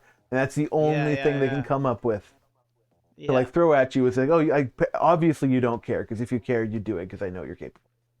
Right, exactly. So how I would act the best in my life is if I didn't, like, I do so much bookkeeping and so much like emails and so many like I have like accounts of like just solid information, whether it's like who, like, you know, what song is this and the beat and stuff, to like accounting of like how much money was spent in this grant and all this type of shit. I fucking hate that stuff. And it actually hurts me to look at that stuff, and it prevents me from getting to the goal of actually making art, right? It's like if I could have people just taking care of that, all I would do is like walk through a fucking hallway every day, like painting on this thing, working on a thing, rapping on this beat, like Right. like If you could just drawing from it. wander, you just wander Yeah. between things. Yeah, and I would do it like maybe while running, so I would get like the physical amount that a human's supposed to, like in a day, and like might have hurdles and shit, and then I would like have a section where I'm supposed to just write stuff. Like I just think about this imaginary place where it's like a space station where I have a bunch of robots to take care of the bullshit. They get me the grants, they organize it, they stretch, they fucking build the wood surfaces. I have I do all they that stretch shit, canvases. and I fucking hate. I thought you were saying that they stretch your muscles for you. I was gonna say, but I don't really paint on canvas. That's the thing. Oh, okay. I will, but occasionally. Like I stretch it, but I don't paint I on it. stretch it. No, I was like, yeah, exactly. Give me wood. I want something that's hard. But like, if I could just live in some fucking holodeck where people are like, I'm just like spazzing out creatively, like I would be fine. I would be fine. I would never. I can say it easy, but like, you know. Yo, how I can come say Weird it Al now. never went holodeck? I gotta call that guy. Holodeck. Dude, totally, homie, totally. But yeah, hey, I'm just saying, like, Yo, shout out to Thomas Quinlan in the chat, dropping the Language Arts cassette cover for Rove. Of Han course, Solo Records coming correct. Of course, Captain Han Solo. Of course. The greatest smuggler, the greatest Corellian smuggler. Yeah, dude. Comes through with the spice. Thomas, you're the best. Well, here's the fucked up thing. I knew of Thomas back then. I was a big fan, a huge fan of Thomas back then. And he had like cool interviews where he was talking about the Canadian scene a lot, and like that cat was a big deal. Like me and my little brother were playing the first Basements of Bad Men like non-stop, just being like, this is the fucking best thing ever, and like anything that Thomas ever touched. Word up to Han Solo Records, man. It's fucking Canadian gem. Like, yeah, bumping that. It's like, this is dope. This is dope. This is dope. This is dope. Skip. This is dope. This is dope. This is dope. Yeah, there was occasional skips on there, but for rap, I mean, you know, for hip hop, like, you know, Canadian shit, he was on. Anyways, that was a rant. But if we can get in touch with Thomas Quinlan management, it'd be good to get him. I don't know We if could that's just work possible, out a man. deal. That guy's, he's a busy boy. Maybe if we could make it worth his while somehow. Something he, like a gem, cursed gem, or a golden idol, or Billy Idol. How about a special sword? I think he'd like a sword. Like a cursed sword, or like a blessed sword, like. Blessed. He didn't. We don't need. We What all kind got of cursed a- swords. It's called COVID. Oh God, what kind of a benefit would it have? What kind of like magic? What kind of magic would it do? He'll discover through it. He'll discover a rare hip hop album that no one's ever heard. Through his And sword? He'll have like, but it only happened. Yeah. He'll have to hold the sword and walk through a snowy forest, but he'll be listening. It'll give him the sounds of the dopest underground hip hop album, and he'll only experience it for that short period of time. Does he like bonk it and wong it like it's a tuning fork? Like He'll be bonking and wonging. Yeah, movements would like be like, I don't know. Is maybe it? Would it also maybe kind of move like the singing sword in Roger Rabbit? Maybe. I don't know, but Thomas would like that. Thomas, what do you think of this sword? He says he's blushing. Adam thinks he needs +2 charisma. No, he got +2 charisma because he shaved.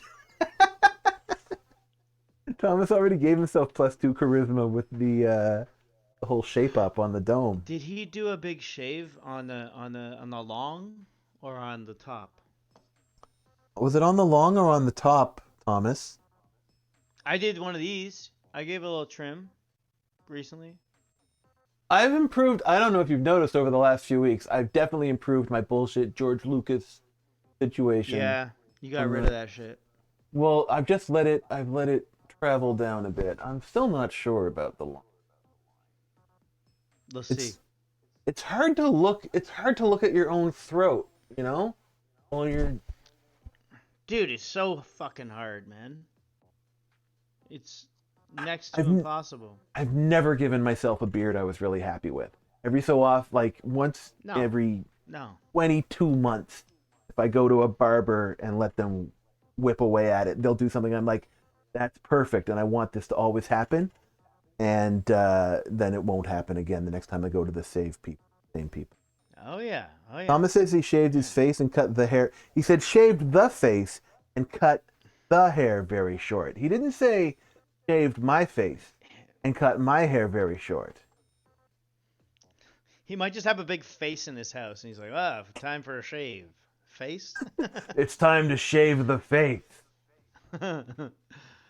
Yo, I gotta go. I got life to do. I gotta go back on. I gotta go back to Seagate customer service and get some help with my hard drives and backup computers and for me, talk to people about future releases. For me, it's Betty Bye time. All right. Ooh, I gotta go take a big snooze. I'm gonna see if my cat wants to hang out. Newsflash, she does not.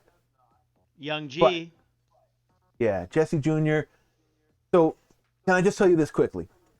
We have kind of a pattern going where she will come visit me every time I go to bed, and I put a video of squirrels on for her on my phone, and I put my phone in a holder arm that's arched over my bed, and like to like sit at it and watch it for a while.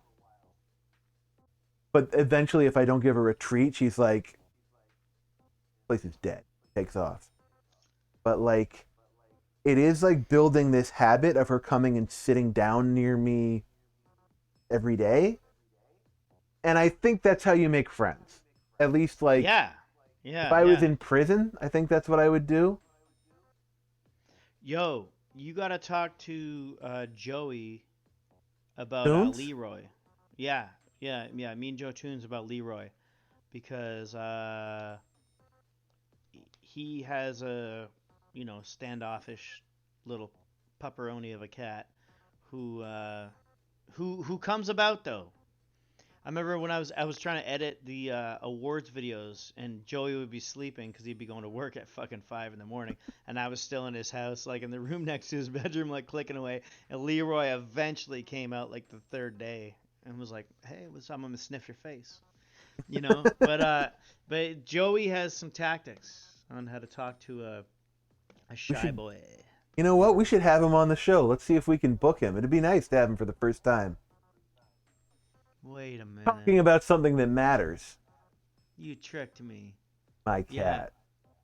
Yeah. All right, buddy. How's the dog search coming? I don't know, dude. It sucks, man. I keep applying for dogs. Like, I think someone at the dog adoption agency like hates me or something like that. It's like someone I maybe like battled back in the day or so. Yeah, it's like some rival. They're like, "Oh, that guy's a whack motherfucker," or something. Maybe like, he raps. I think when I was at your house, we talked about how we don't like the dog pound. That's literally Oh. who you're trying to improve. We were like, dog Oh, pound, that shit. shit's very sexist. And they're like, sexist? No puppies for you. None, son. Yeah, I think that there's something. I got a conspiracy mind. I don't know how to break it, but That here's was the how I thing. felt when I was trying to get a cat, and they just don't give you a pet if you don't have a pet. Like you have to work harder to prove that you're worth. A lot of the ones are like, would be great in a home with another pet, another dog, another cat, or whatever. And I'm like, dude, for real. I've had dogs before, but there was also an influx. It's COVID and Christmas. It's really bad. But now they have a bunch of like, okay, can I say this? No one's looking around, right? They have a bunch of gnarly looking dogs. Like the other one right now looked like a devil. Like his eyes were like red and like there, and he had a little bit of fire in his eyeballs. I was Looked like a devil. he was available, and I was like, yo, what? Like, I was just like, I can't. I'm like, this is not. No. You know No, what I you mean? didn't. Like, you can just tell sometimes. Like You know this what I mean? dog, Like- like the prophecy is this dog will kill me. Okay, yeah, exactly. Like, I looked at the picture and I was like, yo, it kind of meets like what we can do as a couple who want to adopt a nice dog. And I was like, but it looks kind of evil. And then like I was like, later on that day I showed it to Natalie. I was like, yo, here's a dog that's available. She was like, that dog looks evil. And I was like, dude, that's exactly what I thought. You know what I mean? I was just like, all right, we're fucked. I always feel like I'm supposed to adopt a dog that like one of us saves our lives, and it's like got something to do with like hopping a train or something like that, or like I'm in an alleyway or whatever, or like it's getting attacked by like some mean guy or something like that, and I gotta beat up No, the 'cause if guy, it's and the getting dog's like, yo. Picture you go rescue an attacked dog. You save its life, and you're like, oh, Fido, we're gonna be together forever. And it looks up, and you're like, ugh, ugly. No, thank you. You look like the devil. Satan. Now I always feel like it's gonna be some kind of thing, like I'm gonna hop a train and just gonna be hanging off the edge, and I'm gonna grab. When was the last time you hopped the train, there, Granddad? 2000 and fucking. Actually, with Rob 6'2", just actually put up pictures on his Instagram of us doing a train hopping. Oh, mission, did but the that was statute of limitations just pass? Hey, I sent you a video of some train hopping. Do you want to show that sometime? Yeah, maybe I didn't see all the videos. I just saw Rob drawing on a door. Check your Dropbox, son. Check your Dropbox. All right. Hey, everybody, we should roll. Yeah. Thank you so much for being here. And thank you so much for all leaving when we made it boring at the end. Wait a minute. Listening party. What about Is that listening party? Sean? Wait, Sean of whom? Sean of the show in Ottawa. Years ago we played, but he's from London. You surprised me. I think you logged off by now. Yeah. Yeah, that's fuck, dude. Okay, that's my homie, man. Yeah, done it. Sean, we Done gotta it kick now. it. Why don't you say? Yo. Hold on a second. Speaking of people named Sean. Yeah. Yeah, on Monday, this coming What? Monday, February the 15th, the Ides of February, we're debuting a brand new show on the channel. Are we gonna do it? He said he wanted to. Yeah, Monday, February 15th, Uncle Fester is gonna debut his brand new beat show and drop some beats from Salt and his new beat tape, Sugar. Lord Tunes. Look at that. Look at that. Look at that. Do you remember, Jesse? We played a show in Ottawa, and this guy was yelling out of the Was three it when- people at the show. Yeah, And he and this goes- you did like Punch and I was like- Volcano. Yeah, I was like, did you just call me Lord Tunes? And he said, no, more songs. I was like, oh, okay, cool. I fucking love this thing, man. This is one of my most cherished possessions. And this dude, Sean, is the fucking homie, man. This dude's the fucking... He used to do like a London hip-hop podcast, or like a hip-hop podcast, before it was even cool. Well, It's still not cool, but yeah, it's never been cool. But you know, I mean, this kid was doing it a long time ago. Like London, Now, just a hip hop show in London, or a show of London hip. a show online, but it was like about hip hop in general. But then definitely featured a lot of London back burnery stuff. He reviewed the Burner album with like accuracy, you know, and knows the history. This guy knows what's up. So he didn't This guy pull knows any what's up. punches. Maybe, I don't know. I don't even know what that means. Pull a punch. I'm gonna pull a punch on you, buddy. I'm gonna suck a punch. I remember right out of your recording face. that. Yo, Sean says I have an unreleased show with you that we recorded reviewing some old hip hop album. Yes, because you showed me like a song that you made with Shad, or a song that you just really liked with Shad that was unreleased. Well, send it to me. I'll air it. Let's put it on Mixcloud. Yo, Sean, man, this is the thing. Bring it to the Enter Astral Island channel. We'll either do it here on this show or another show that it applies to, or we'll make a new show. You want to do a show? This dude's the fucking homie, man. Yeah. Yeah, I remember all those connections. Say. Yeah, this dude's. But the yeah, fucking speaking man. of Sean's, don't sleep on Uncle Fester, whose new beat show is on Monday evening. I don't know what time, but we're gonna post it. We're gonna And post then, of it. course, We're figuring that one out. Yeah. Also this Friday, Animal Street Cellar. Yep. Am I saying it right this time? Animal Street Cellar, not- that's what it's called, right? It might be Animal Street Caller, but no, I think you said it right. We got some fucking fun stuff coming up. I got some great things from my homie DJ Authentic. This we're gonna spread throughout the shows. We got Remembered the giant email that we got from Shibit today. the Shibit email, which I haven't checked out. Oh my I god, gotta check- he put his lyrics in it. Oh shit. Okay, I gotta look at that. I've been online with customer support all day. Yeah, Mike, you missed the okay. Mega Ran DJ set, but it's still on VOD. You can still watch Yeah, it. still up there. Tuning in's doper because you get to talk to homies, but it's still up there for a minute. So, but yo, we gotta go. We kept going. This is some inside shit, but yeah. Okay, we should roll. We got exciting things. I'm really enjoying this. How it's rolling. This just in. The show's over. And love you guys. Thank you so All right, much. thanks so much, everybody. Thank you.